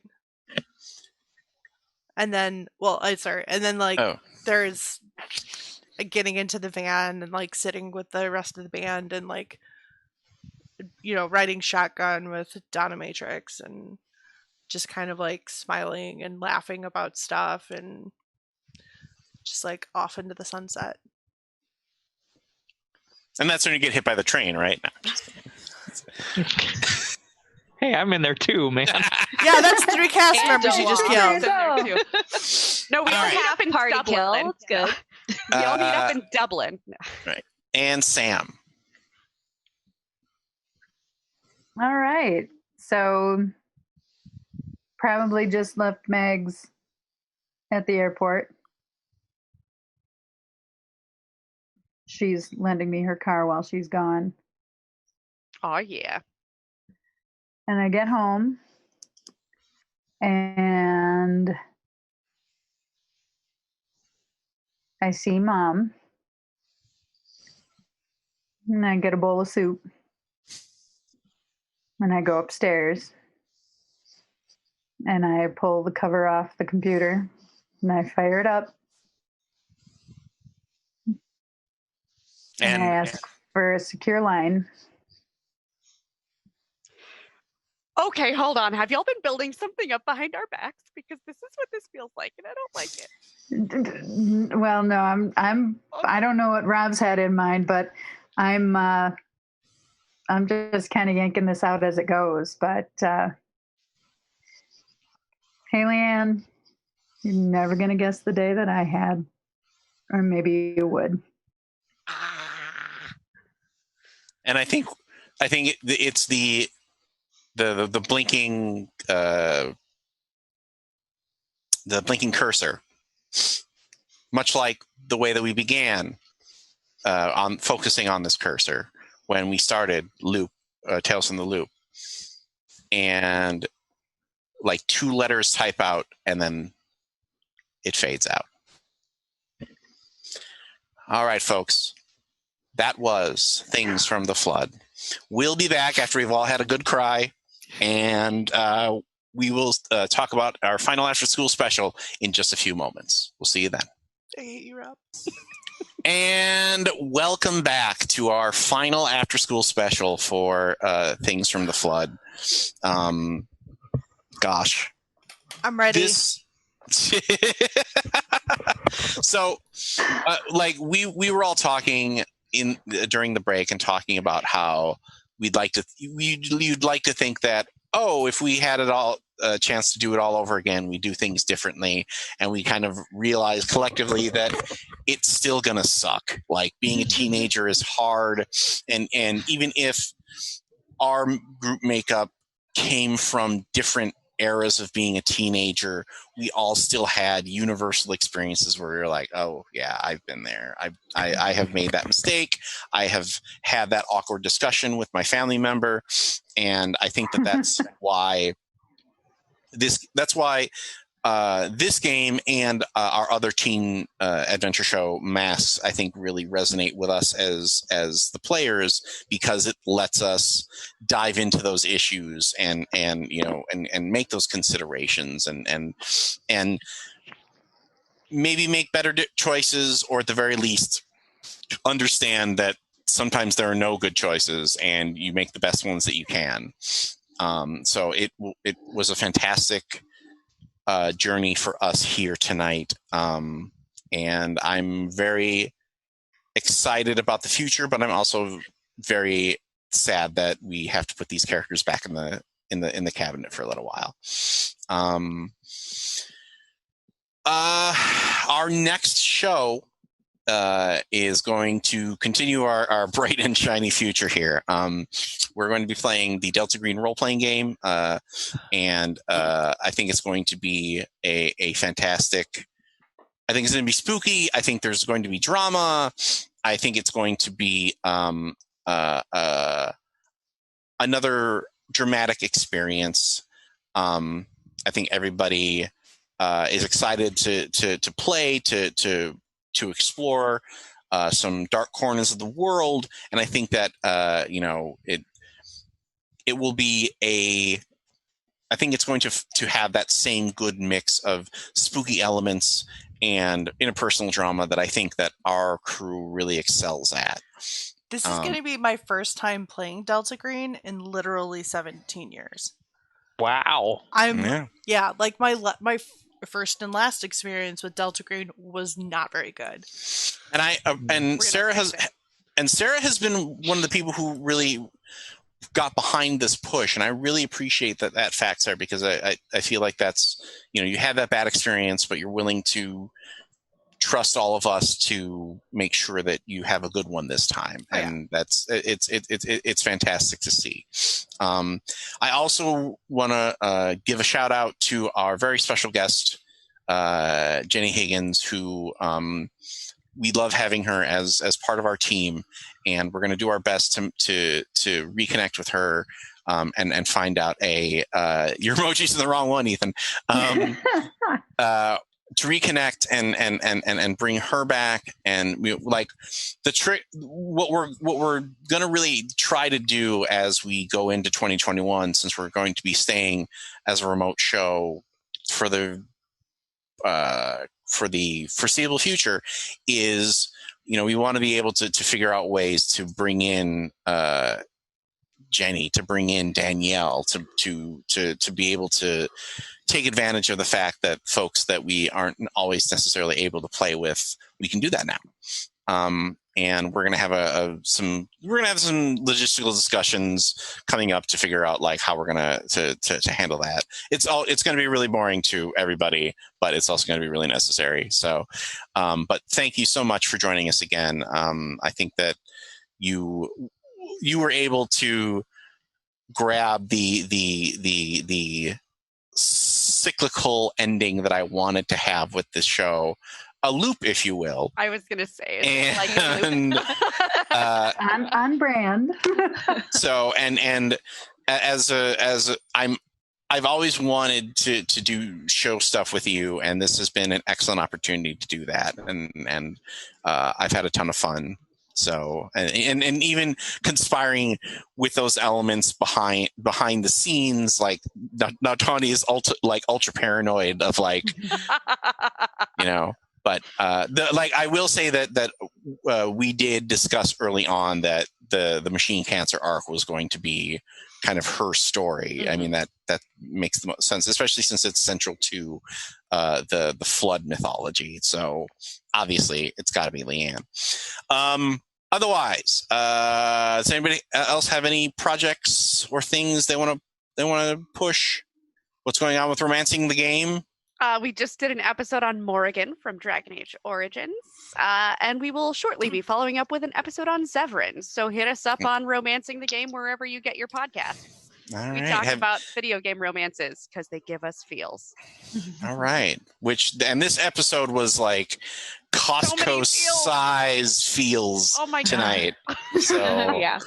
I am surprised I have any eye makeup left, honestly. I didn't wear for a reason. That's right. I'll give a quick shout out to Not Playing to Win. Oh, They yeah. sent me actually a bundle of items and stuff after a raffle recently. They're a podcast about board games. Yeah. nice. Okay.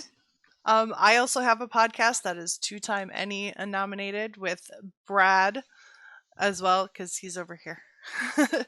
I call Plot Points. You can find it at plotpointspod.com. And also Encounter Party. I play fan favorite Fikara, Minotaur, and we just got done releasing our little 3-episode special that kind of in between seasons because we just finished season 2. And yeah, so follow that. It's pretty fun. All right. So then I guess that about wraps it up for Things from the Flood. From all of us here at Theater of the Mind Players, this is Tawny P. Thompson. Ethan Eichstead Anderson. Jordan Fishburne. Jenny Higgins. Tony Cheek. Sarah Babe. And as always, our Lord of the Board. Brad Davies. I feel like we each should be pointing in a different direction, like I a don't know BuzzFeed where he years is. ago. I don't know where I am.